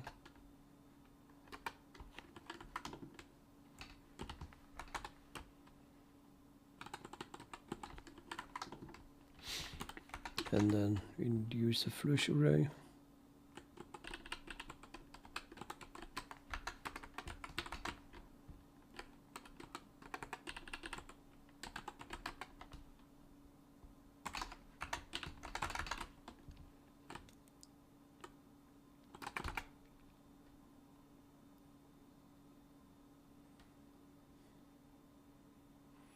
So you must begin with calling on, which increments a value away from -1, I hope. And then it must be balanced. So we do a decrement again. That yeah, that does the opposite. That looks good. So you definitely have to make sure that it is -1 at the start. But that's also just like the other one, like the DO off array.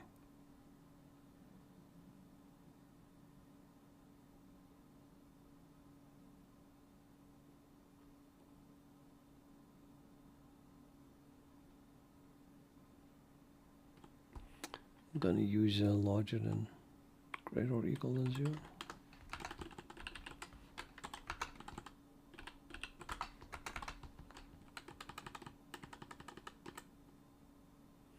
I think actually the reason that I picked the offset, where we end up with -1 for some reason, but I picked that I think because I want to begin with 0 initialization. So in this case 0 should mean off, because I want to begin with off.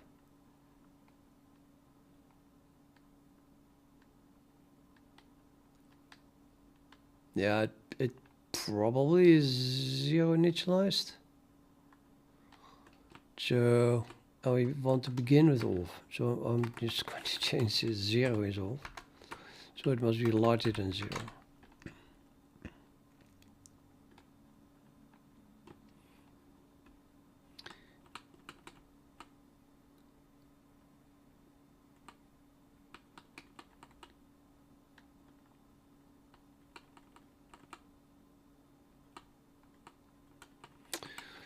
Okay, can I check this 0 initialization? Probably just a memset somewhere.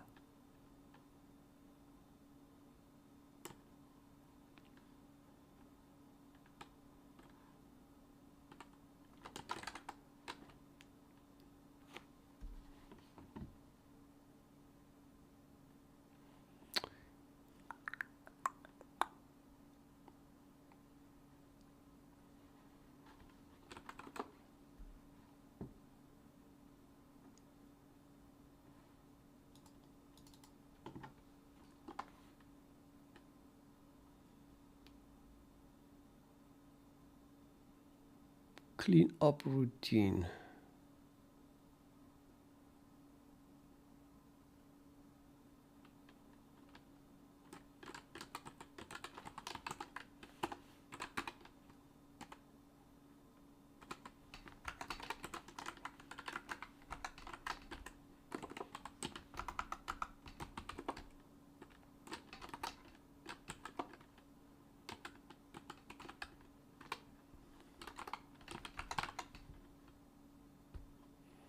It's not really necessary. We don't write any output, but well,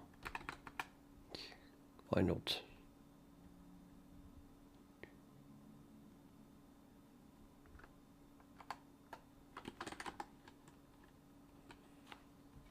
And then this file here is still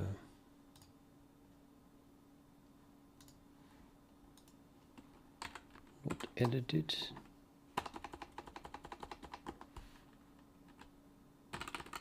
Oh yeah, did not use that or macro.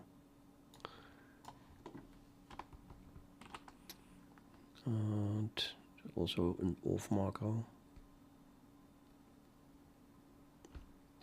I might need something like it though. Still have to test the thing in the end.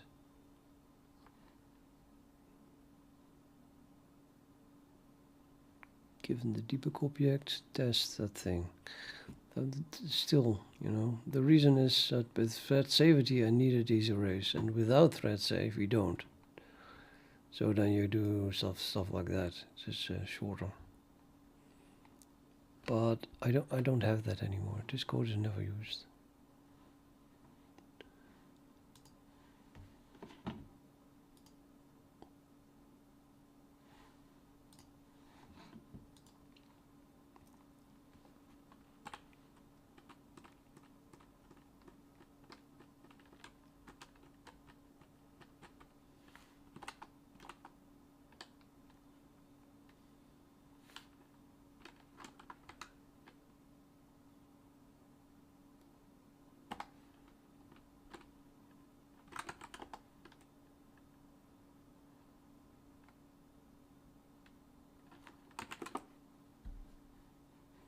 I did not edit it.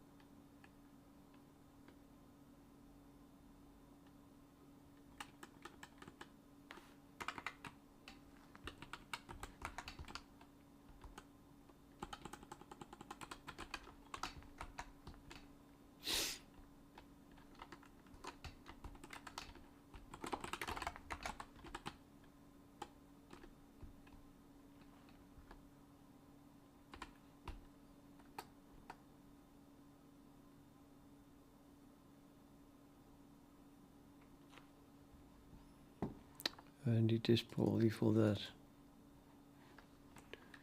The WNS index. Yeah, not clear. Defines this, which is which is used by the macros that I'm not using, or and I'm using it directly now. Okay, so this declares that, and I'm using that here as well.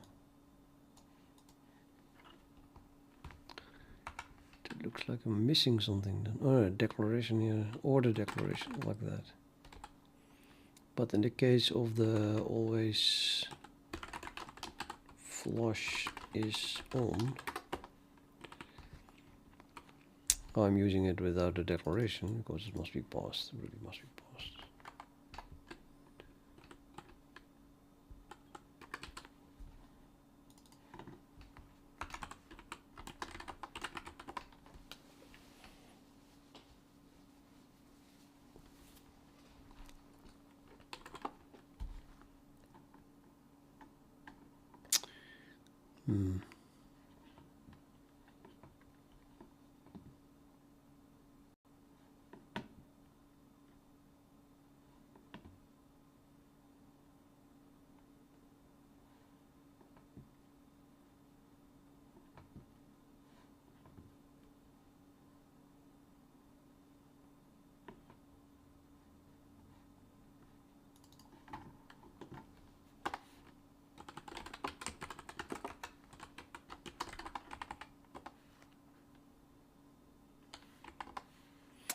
Right, I think we added it.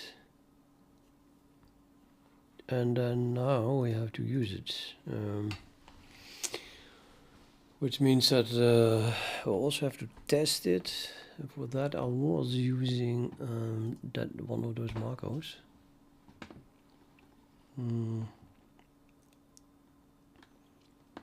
But yeah, I can just call the isOn function now. Okay, flushing, always flushing just means that we pretend that the flush flag is set, which is called the flush control flag. And I don't want something where it's just being used. I want something where it's being tested. Probably here, this is a comment. Here it's also tested, but also debug.cc definitely tests it a lot. Sets it.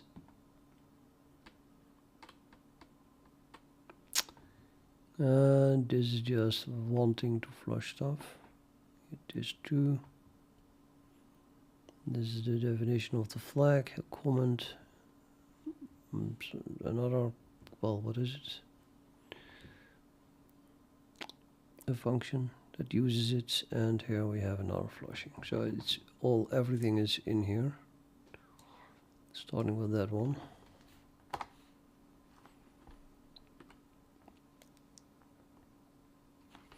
This is for continued output only. So if it is continued output, then here we test if the flush is set. But yeah, then we should also do that if the debug object has flush on. So I can do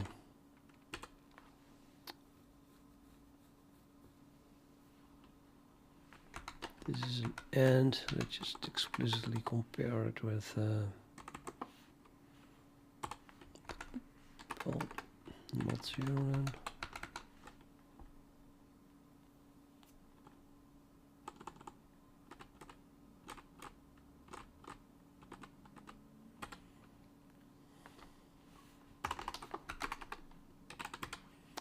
Apparently this is the debug object. So the debug object always flush is on. That should work.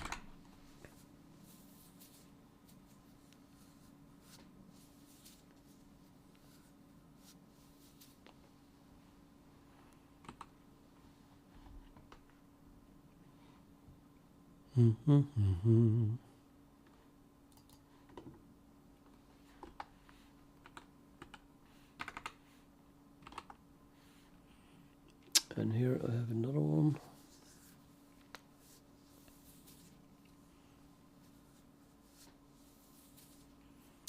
This passes a boolean to write to,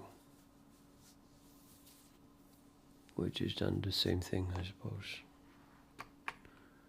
So I had this, make that this.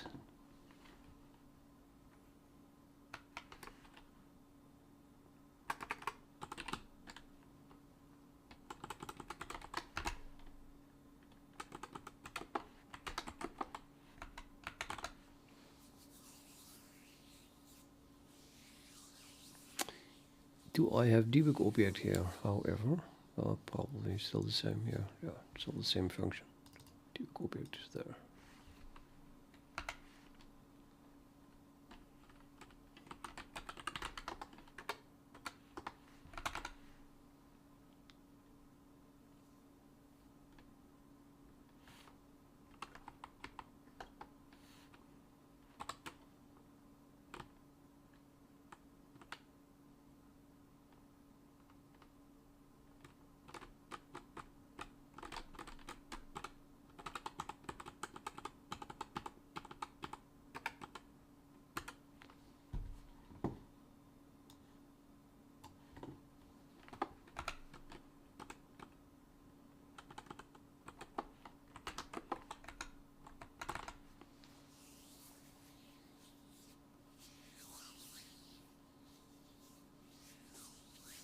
Mm-hmm.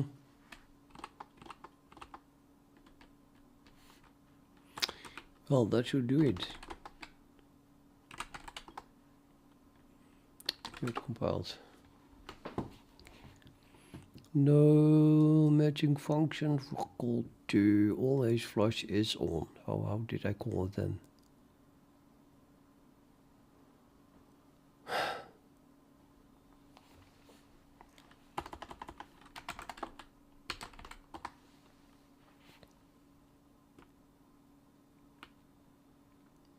It's totally called always flush is on.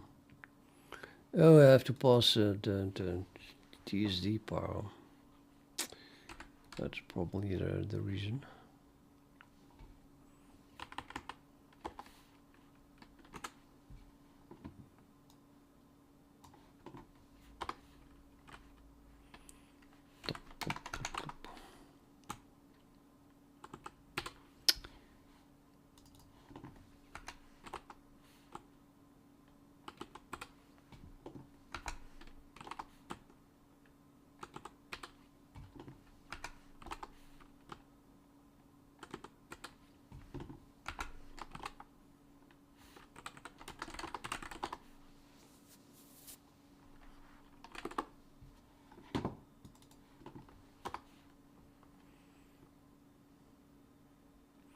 How did I screw that up? Oh, I pasted this in here.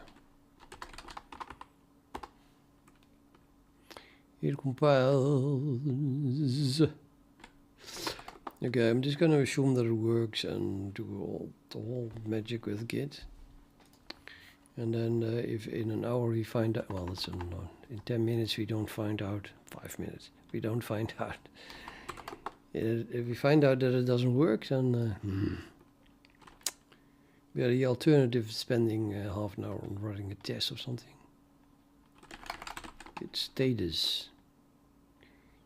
Get diff. That was the other stuff. Flush, new flush array. That's different. Alternatively, as example. If your project defines some repo root. Okay. Yeah, well, did I not commit it? These are fortunately only comments.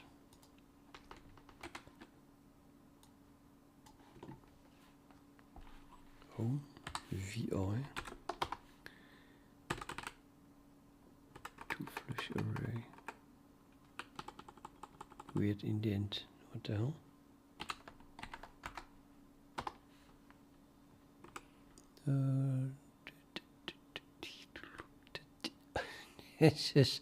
This is from a time that I was young and still use stubs every now and then by accident. Yeah. Well, they shouldn't be tabs. Maybe I should just, you know, remove all the tabs. Oops.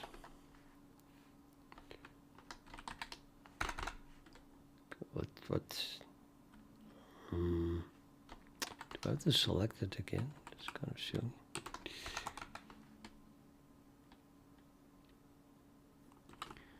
And then might as well remove these tabs.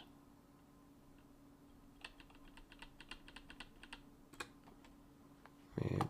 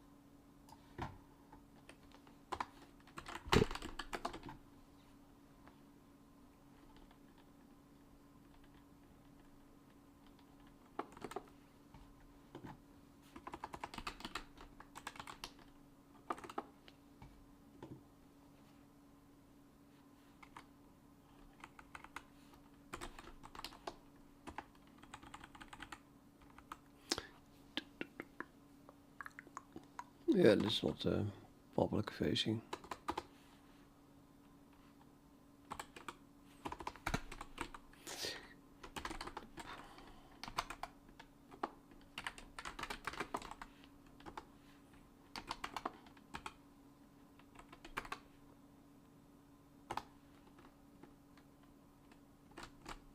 What?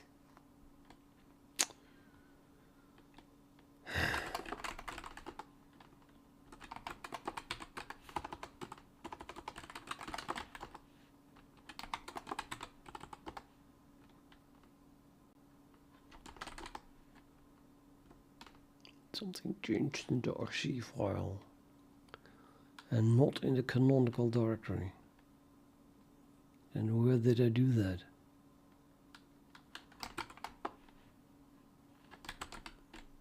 And now what? Okay, I can push it. Okay. Merge branch, this one. Get the const pointer home, the null pointer, what is this description? Prefer home RC file when available.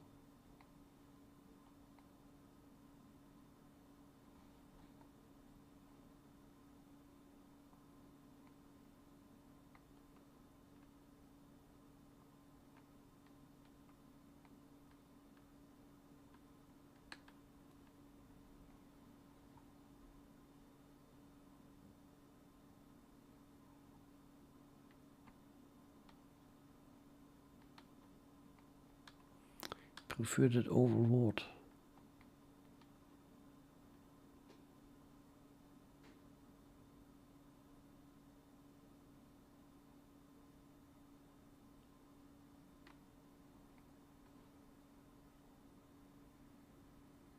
Oh, dollar home over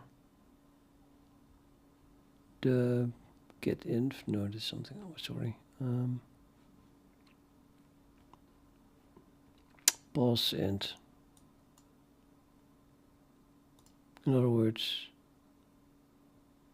honor the home environment variable. I agree with that. Probably necessary for Codex stuff. Yeah, okay, so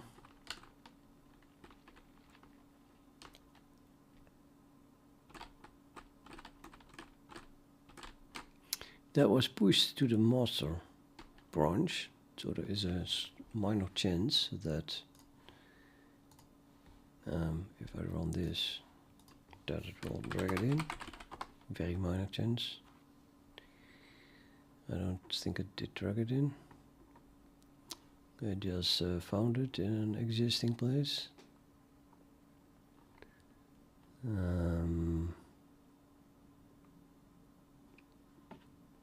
It's already installed. Yeah, I should just remove the root, I think. I'm not sure. How do I get that thing to sync with master again?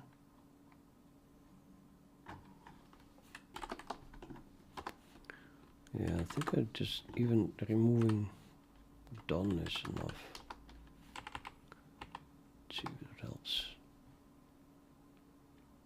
Yep, that's recompiling libcwd. Okay.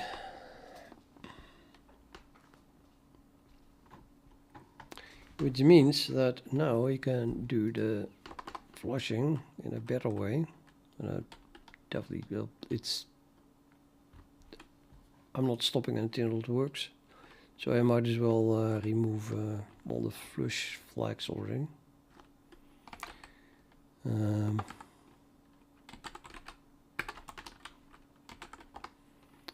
Holy moly! Well, yeah, I didn't add that many. This is the new libcwd. Plot EVIO application, so this, and then thread pool. I should obviously not touch anything else on just my own project. So we need to edit this file and the header, this file, this file, this file, this file, this file. Yep, I think I did not miss any. And then I should remove, I'm just going to remove all flushes, as in flush.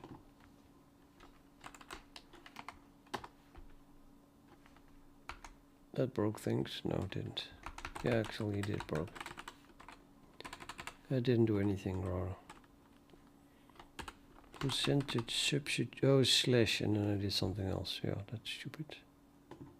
How can you slash? Substitution, it removed it from 7 lines, and then here do that again. And again. If I get it.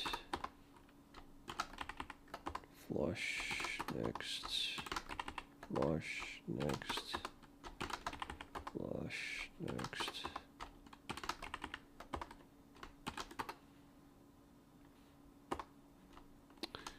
I'm already done.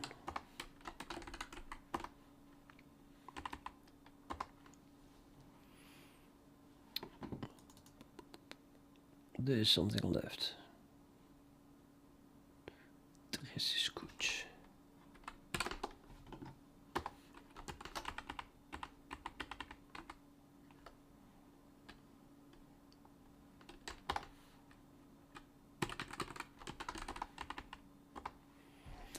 Okay.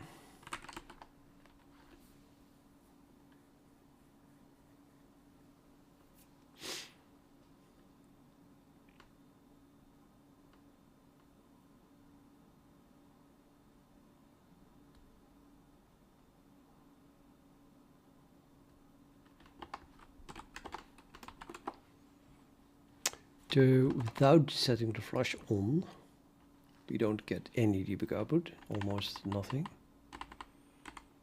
Let's try that out. Run that. And this should normally already have printed output, right? To block out. Nothing. Nothing at all. Just really so far. Okay, and then I'm going to edit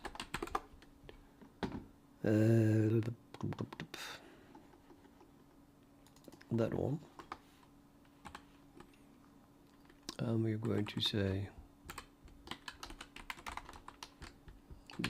w cubic object always flush on, because I'm debugging basically.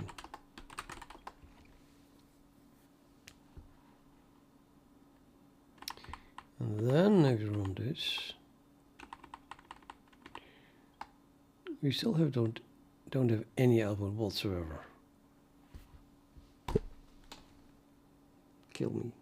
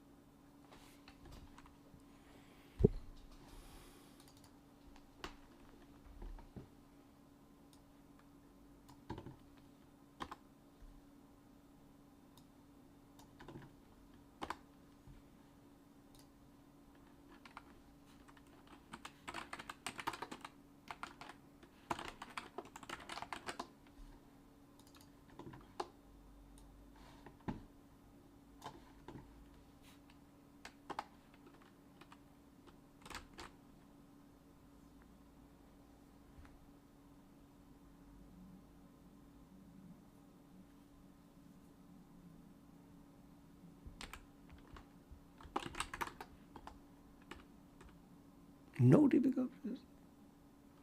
Wait a minute, I did get the, oh yeah, all this debug output is there. But until we go to the background. So I might as well break there. Run. Turn all debugging off.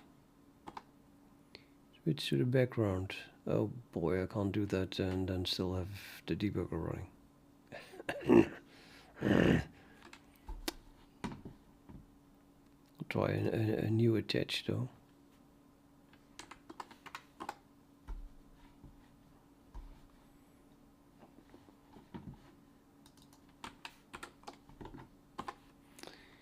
I'll try a new attach. So we're running this and then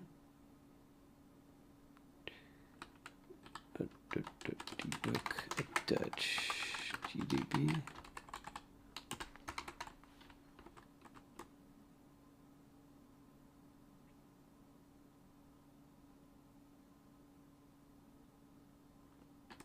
And even this is not written. Yeah. Oh.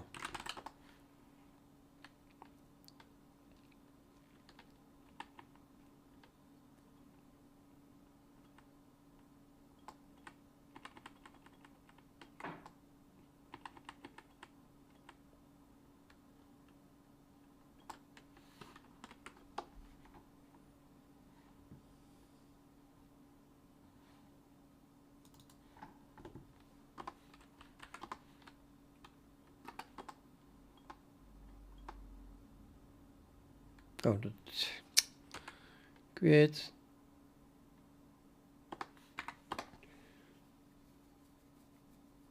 Oh, that didn't work. Okay, what the hell?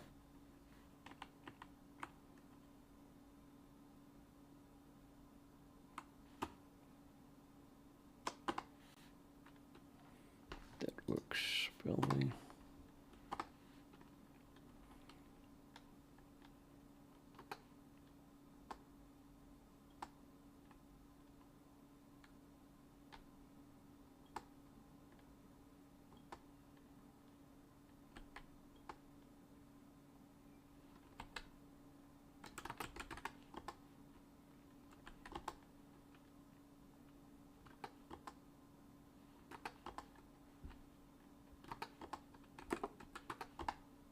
The channel is on.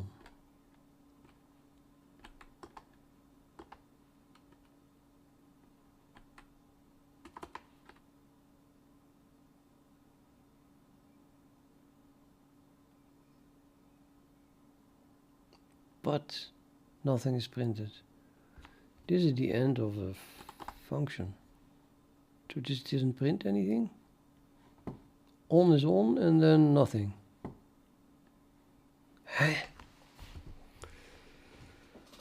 Impossible.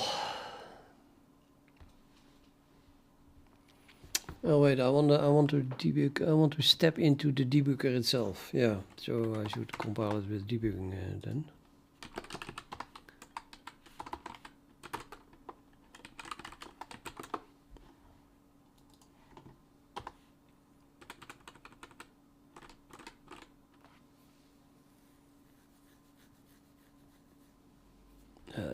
How do you do that? How do I do that?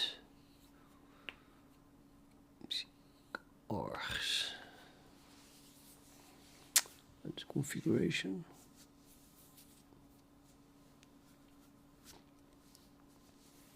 I'm not even sure that is possible with Git. That must be possible.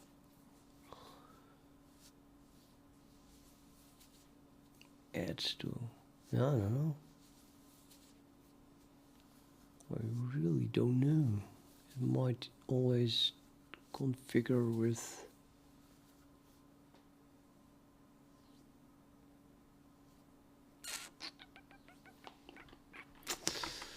Oh man.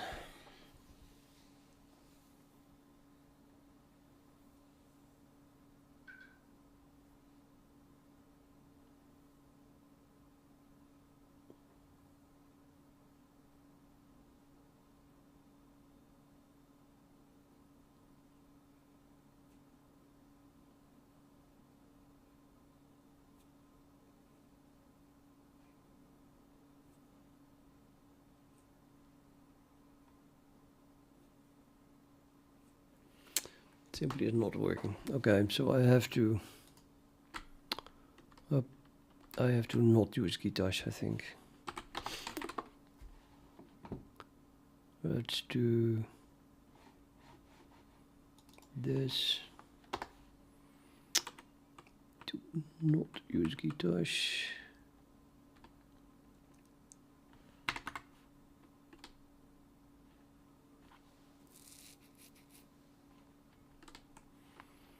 Comment it all out.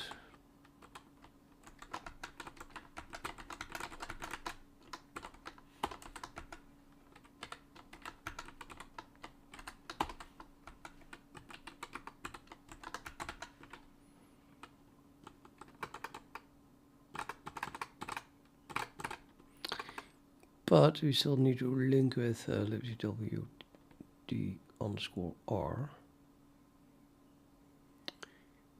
I think I should be able to do a find package or something like that. Only not necessarily there. Now configure. It should say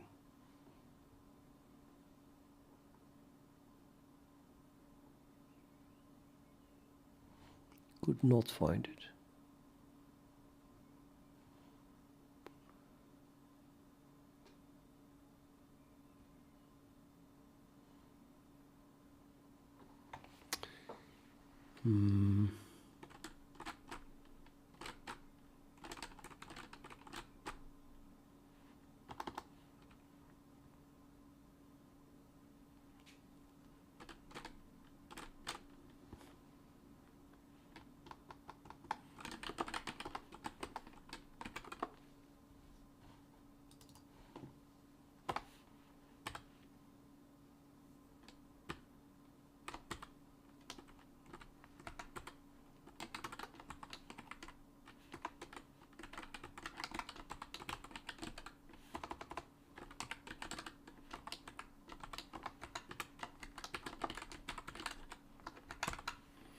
Does that help?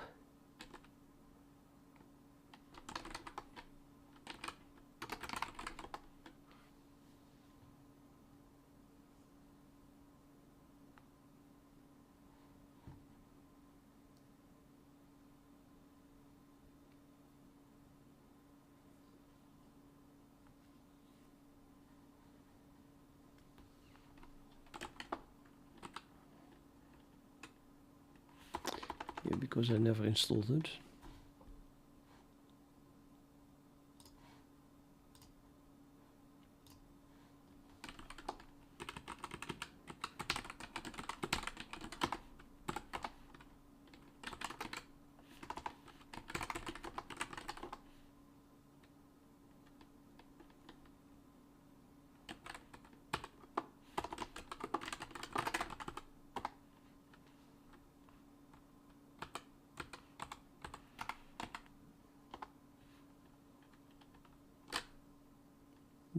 You got to be kidding me.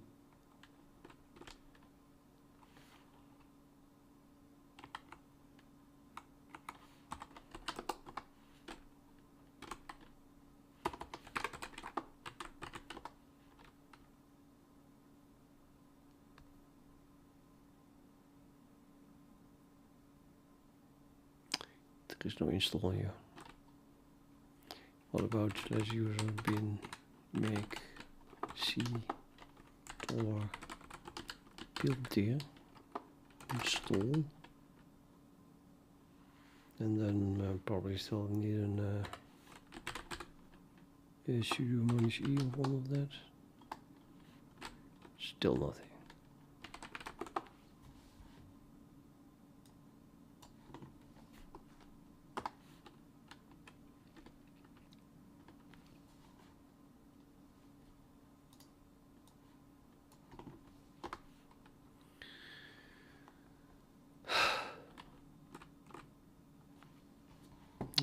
Let's check for install there if it was compiled with Ninja.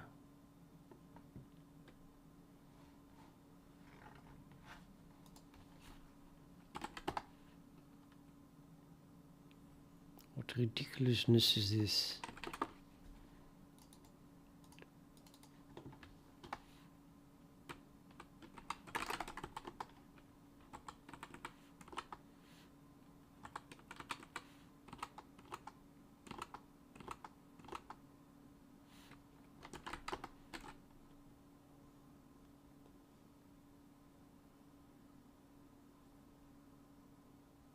How the hell does libcwd, which exists 26 years now, not have an install target? Install quick start. Yeah, you should use guitars. Yeah, I don't want to use guitars at the moment. Maybe that's the problem. Sudo make install. Did he build? Make, and then there must be an install target. And that's with CMake even. Super modern. Well, that's what I tried. I went into build.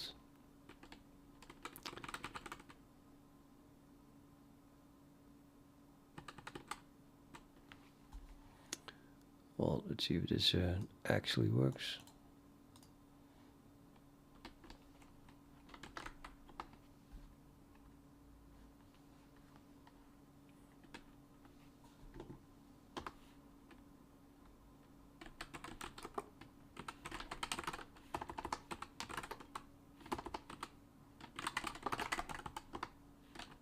Nope, there's no install.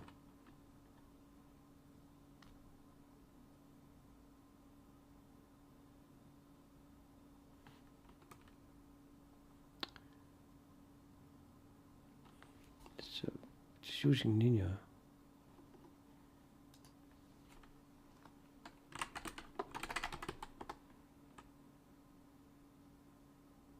Permission denied. Much better. So, oh, and make is an alias, of course. So the sudo -e doesn't work. No, make should not be an alias. It's a BIOS function. So it's sudo -e make install. And now it doesn't work. That is so weird. Anyway, Ninja was configured. Oh, this is for Mason. That's oh, not set Mason. Wait a minute. So this is really what the hell, huh? Ninja is set. I don't know, I'm just gonna run this.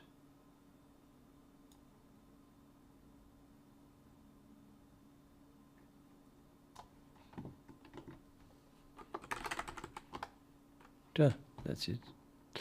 Nobody knows why that didn't work. And I installed it in /user logo, which should be, I think, already searched for. And we have installed an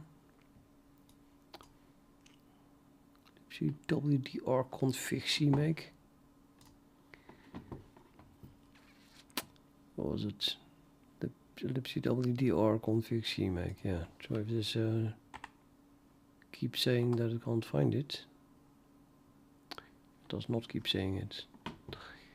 Good. They found the new version. And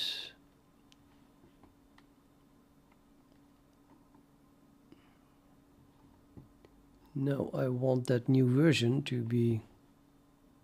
I could have used this maybe. Info guitars. Yeah, probably. But yeah, now doing this. So I want to compile this in debug mode. I'm not sure how it was installed though. How it was compiled.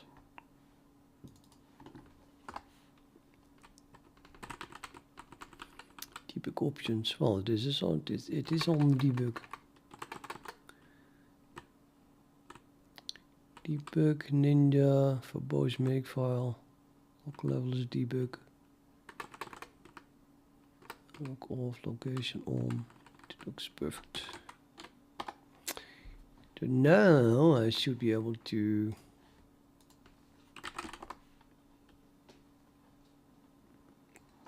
step into the debugger.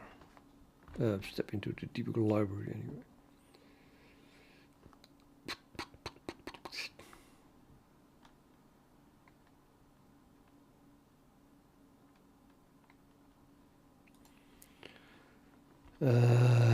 So I want to run this like the last time. This, and then it should open the debugger, and I say no. And then we end here up here, and now I should be able to step into libcwd. Which, can we test that already? I'm just gonna do next, next. We could do a step here. Step. See, we are now inside the installed, inside an installed file here. Whoa, deep. Okay, so finish. Now we're back at this socket tab daemon. Daemon turn on.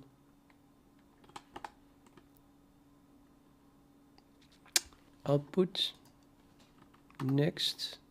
I can't even step into it now. Let's just go straight for the failure. This is not writing debug output. The question is why? Well, it's not flushing it anyway. I think it is writing it. Step. I get all the gory details. Yay. Next step, step.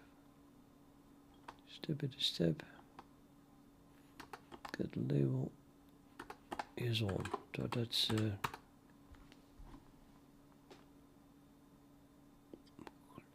I'm not even sure if this is a that's a debug channel, of course. So print on. So the debug channel is turned on, and now we go into start. See, now we finally can debug the debug library.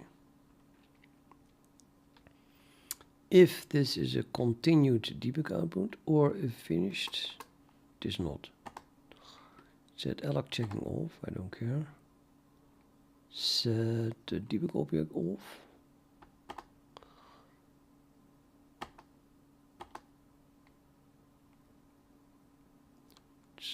Say that we start a library call. Set invisible on. Love. Set invisible off. That library call off.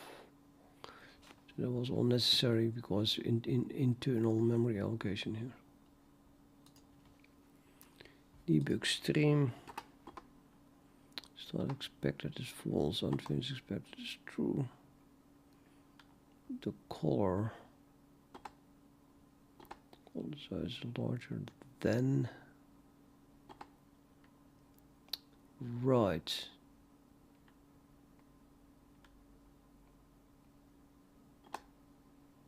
Write the margin, write the channel label, write everything, write white space.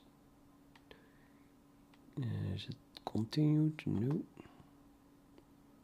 Turn, what is this? Turn debug object off again. Okay, so I'll turn on. We're done. Well, that was no flushing then. We're really done. Flushing happens in finish. Okay, step. Target O-stream operator. Set alloc checking off. I don't know what it's doing. I'm just gonna go for the flush. Do a new line. Color. Write a new line to the stream buff. Write to the target OS.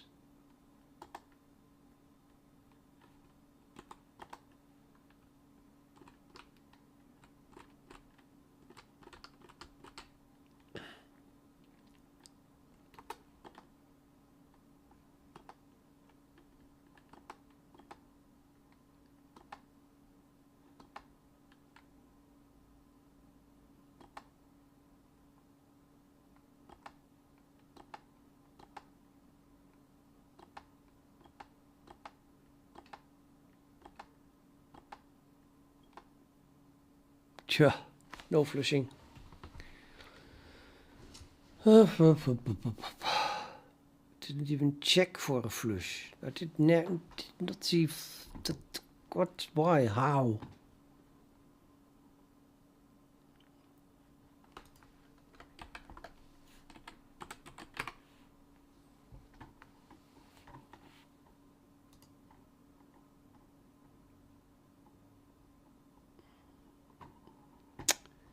Nope, no flushing.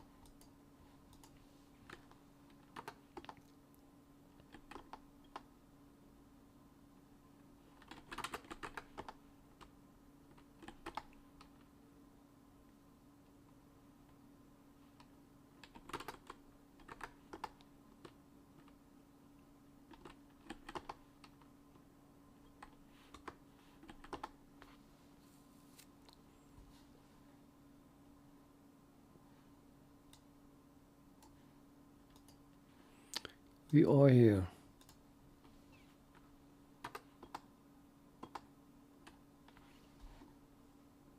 We are here. This is not true. We should go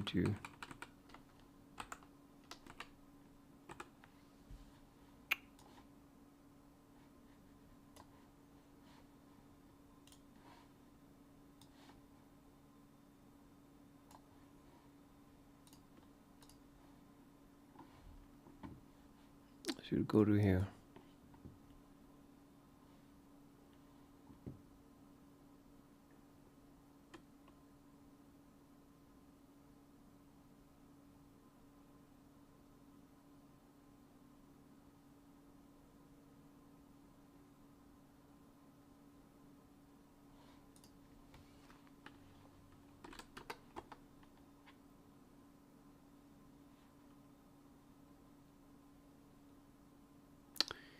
And we did.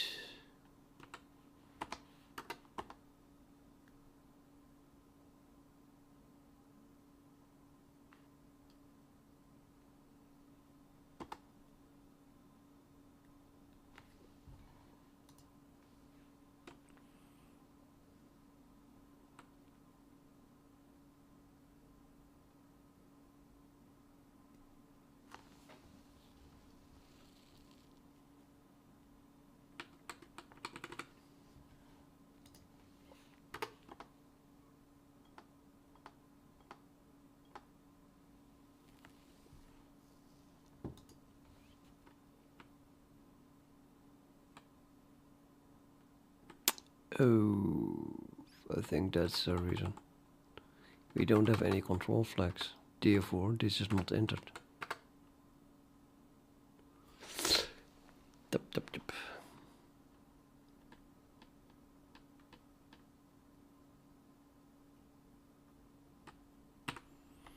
Otherwise, you would have entered here and then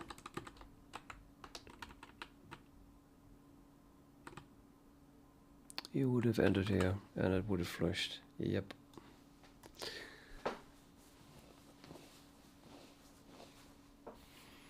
So without any control flags, you get here and then it says no flushing. That is the reason.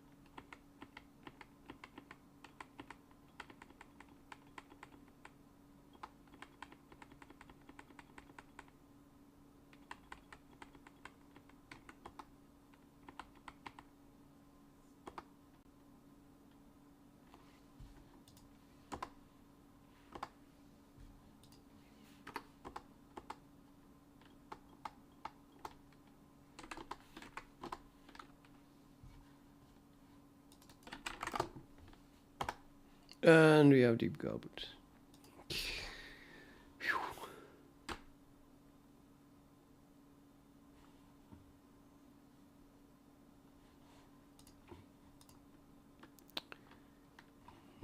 Even more. If now I connect, we get more debug output.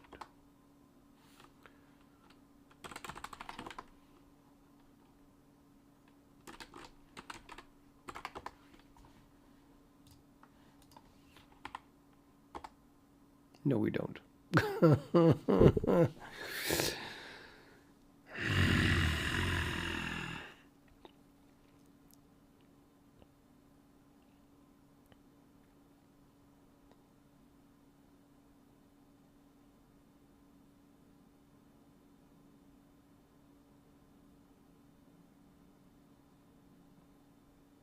How is it possible?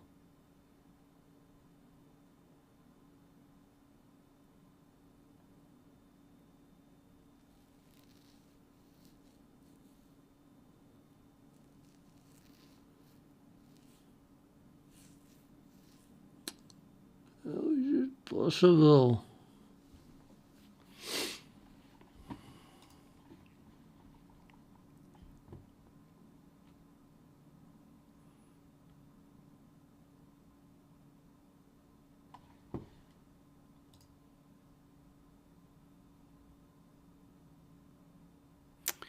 The thing is also not telling me if it could connect.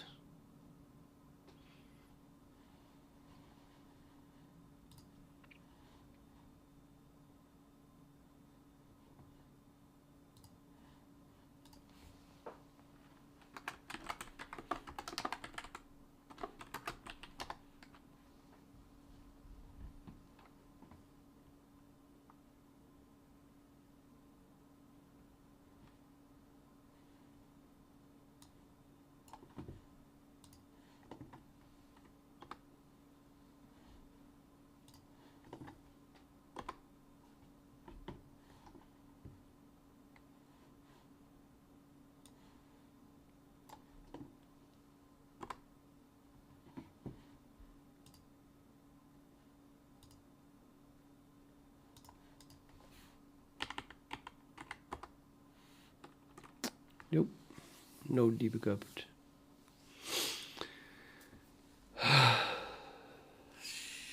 Unbelievable.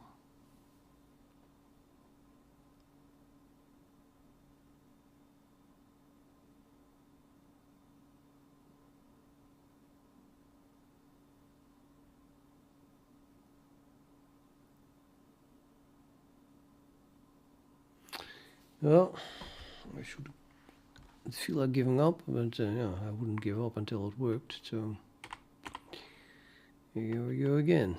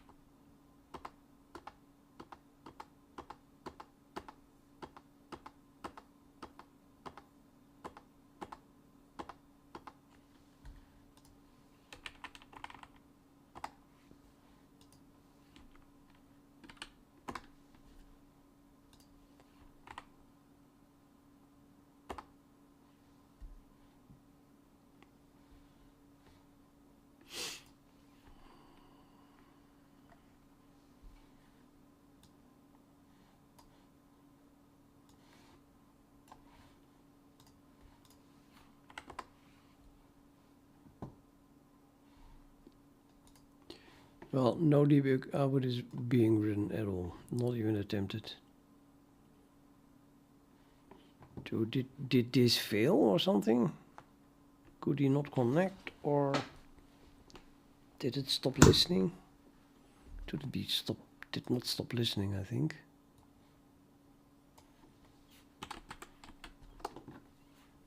Stop listening. There's 2 socket taps again. Why?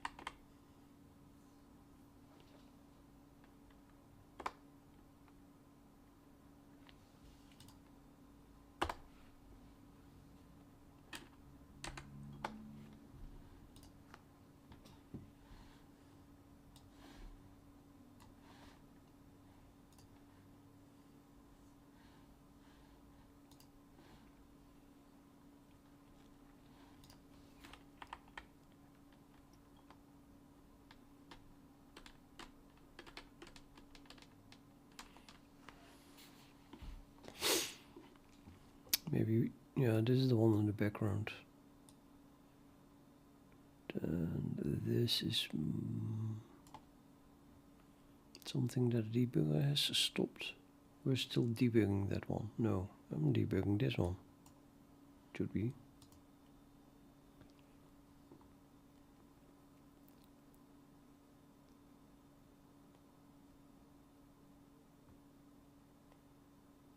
Debugging that one. So looks like a fork from this one, but that one is already in the background.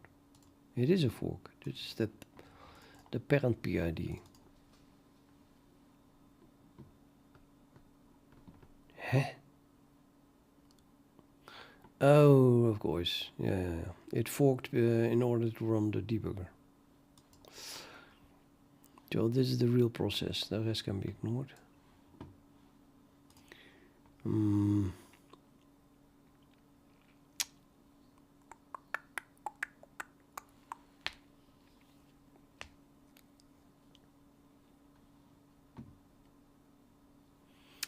But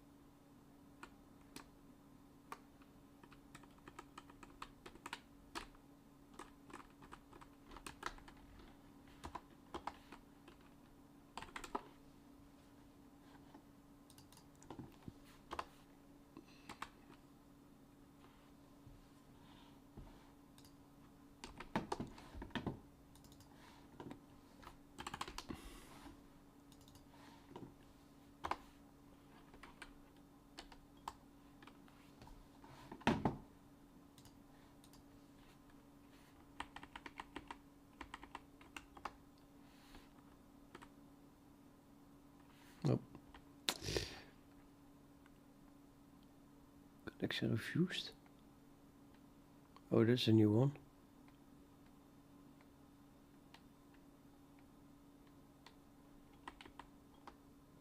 Nobody's listening. Also a new one, actually.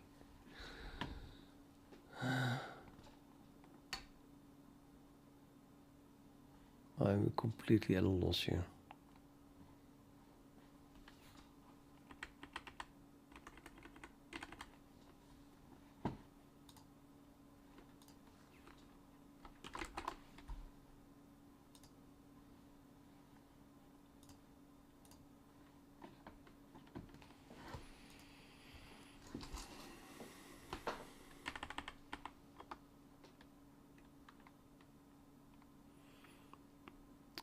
Every time something else.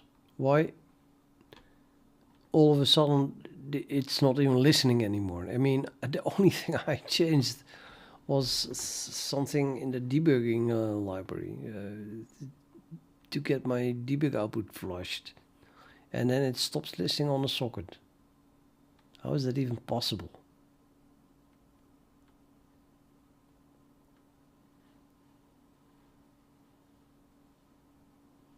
Oh, I get it. Oh, really?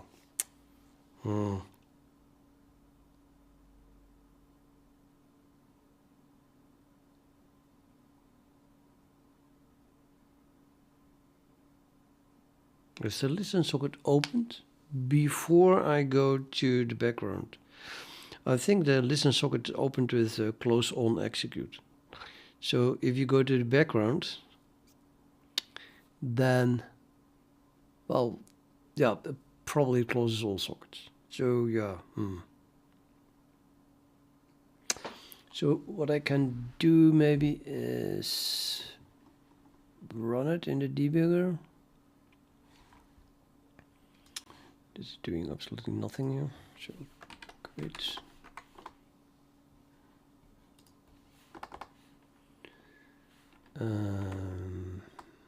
Nothing is running.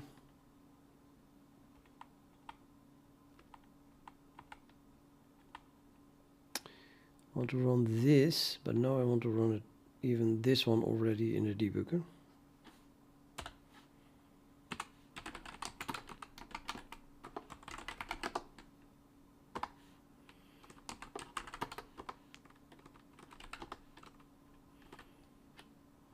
And I want to know when it starts listening.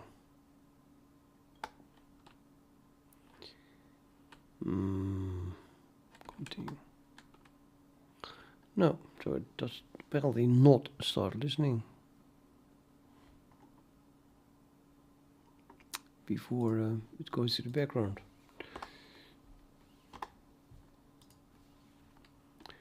So this one runs in the background now, and now it should start listening. So I'm going to do listen, continue,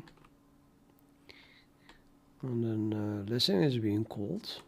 And I'm going to assume that continue also stop in the real listen here, libc, which is going to return here eventually. So we can just go to frame 0 and then to finish. And then we have a res, and it opened file descriptor number 0 for the listen sockets. To totally be listening here now. The last time it wasn't. It's really weird. Anyway, the break close. 16 locations. No, not so much. Let's do break close like that. Also, second. What the hell, man? That's stupid. Okay, just all 16 locations then. I don't care. Yeah, and now continue this thing. Totally should be listening now. This one exited. So we do lsof, which I never did here. That is annoying.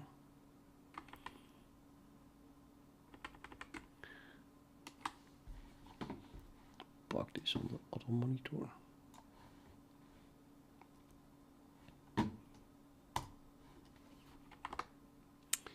But no, we have something listening at least. Two.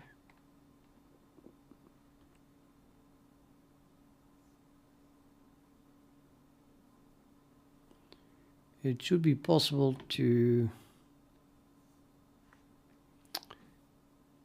intercept connect. That I was trying that last time, and then suddenly the listen socket was gone.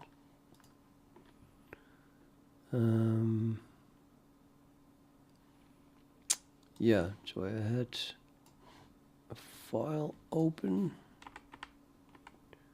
this one, and then I try to put the breakpoint here so we can see when something is accepted, at least.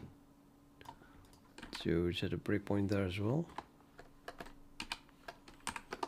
Break, listen socket, spawn accepted.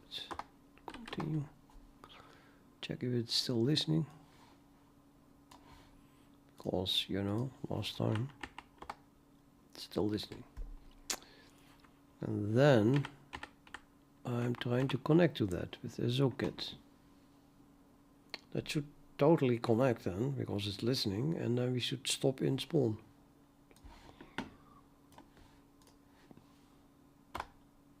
And it doesn't.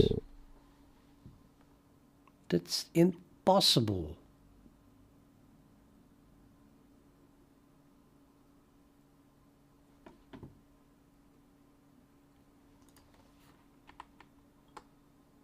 It is still listening. On this socket. I was trying to connect to this socket.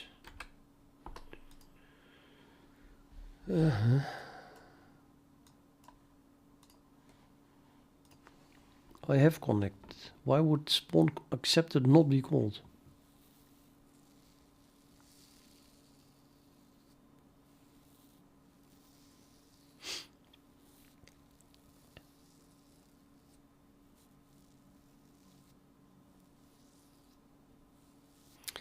Well, maybe this one is not listening. It's something else. This one is listening. Which is this PID. What PID is this one?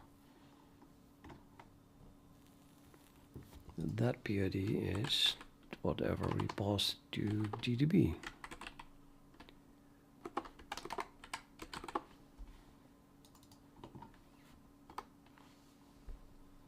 This one. That happens to be the same one though.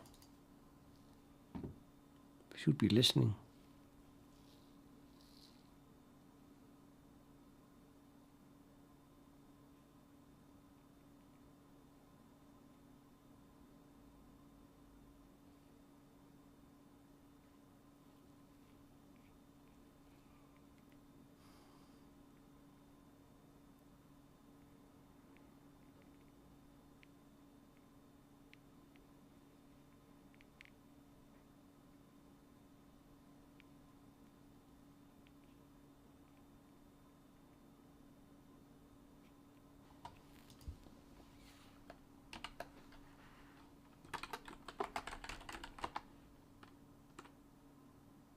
There's only one thread.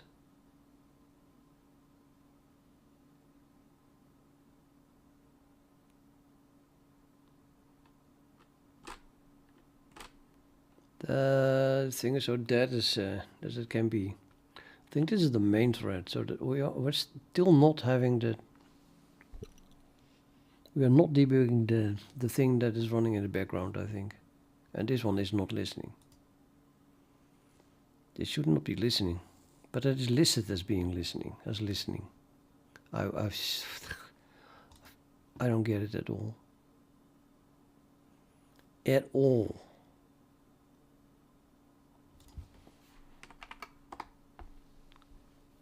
Yeah, this thing is just hanging in condition wait. So no wonder that it never prints debug output or wakes up or whatever. This is the main thread that waits for termination of the program. Other threads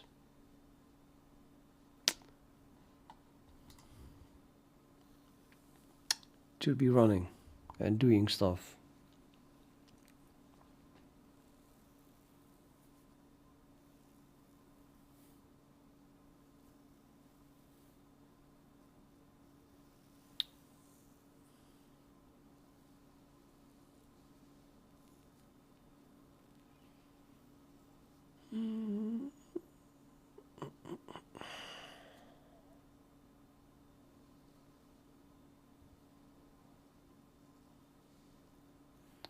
Other thread should be running.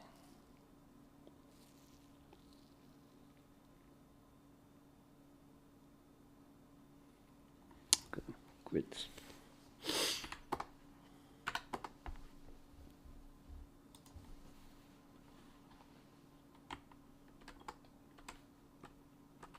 Defunct. There's something running still.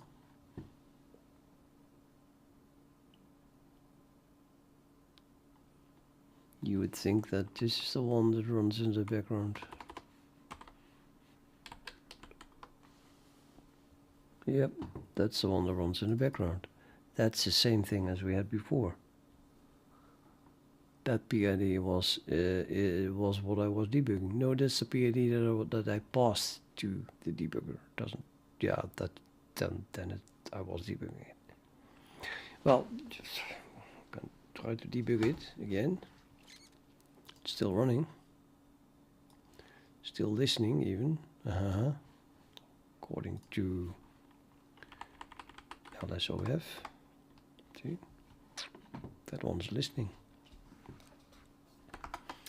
So, what happens if I do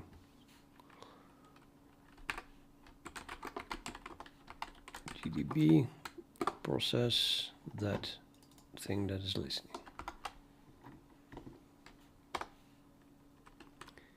For threads. Yep, nothing. It's just a dead thing.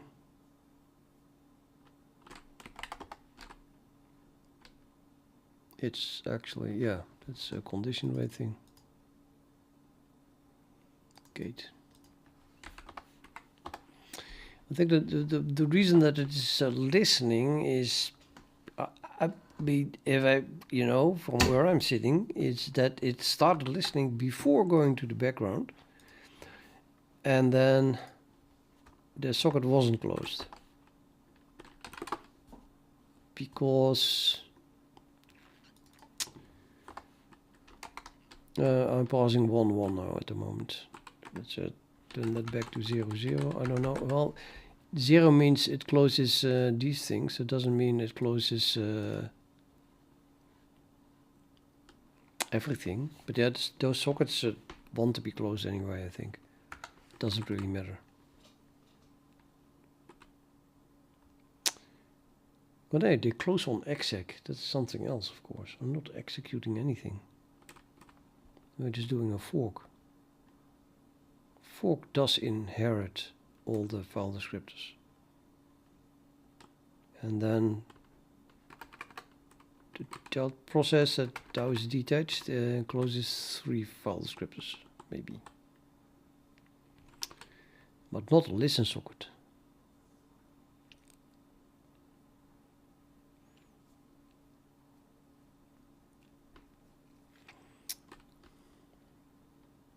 Yeah, I'm not sure that listen. Maybe I should just use the source code to find out if it is listening before or after this point. Of course, that's kind of important.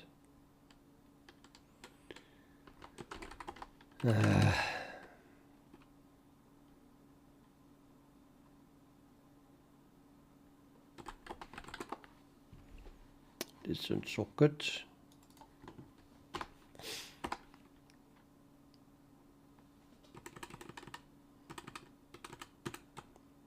Accepted socket is not interesting. Listen socket here. Doing nothing. Listen socket device.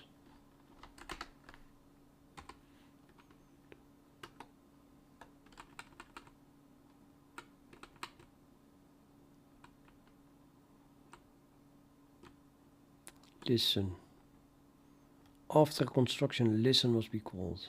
Okay, so we have to call listen ourselves. Yeah, because I'm also passing a backlog and stuff like that. So my code is calling listen somewhere, but I don't see it. Grab sources for listen. I'm not calling listen. Seriously.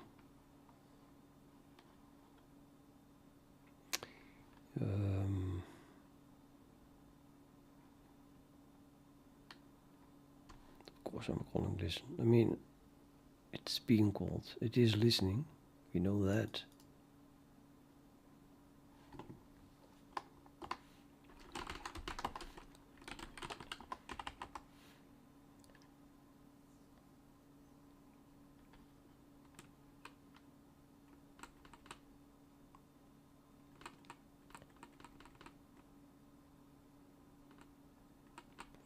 But I think this is not a Unix socket.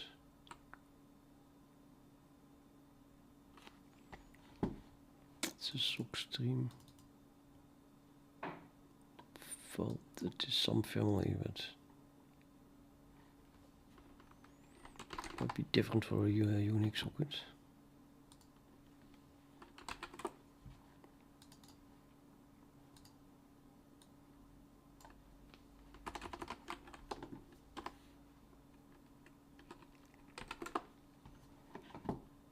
Yeah, this is the point where you start listening. Obviously, before that moment, there isn't even a listen socket, and that is done after we went to the background.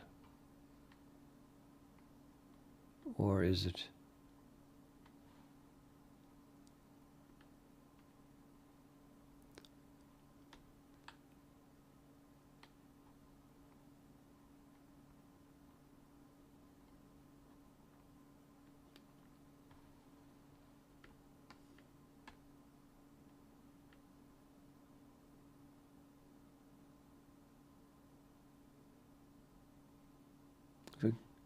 Do we go in the background here, or do we go in the background here? I thought in the constructor, but now I'm confused because I thought that this was printed. It's printed afterwards. Yeah, this is already in the background. I think we go here in the background. And then we do listen, so that should be totally, the background process should be listening.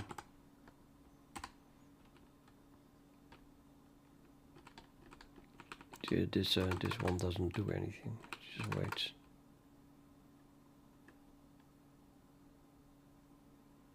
But that is the one that is in the background. Okay, so you go to the background. That was the one that has the parent process ID being 1. That's the one that we were debugging, and that is the one that was doing nothing because it's waiting for a condition variable. And there should be another thread running that is doing the listening then.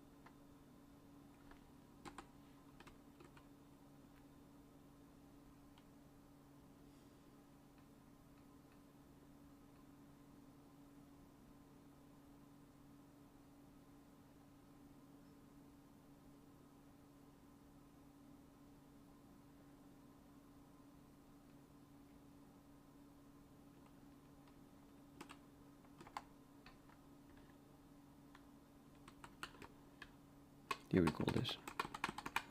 I was looking for listen parenthesis open close.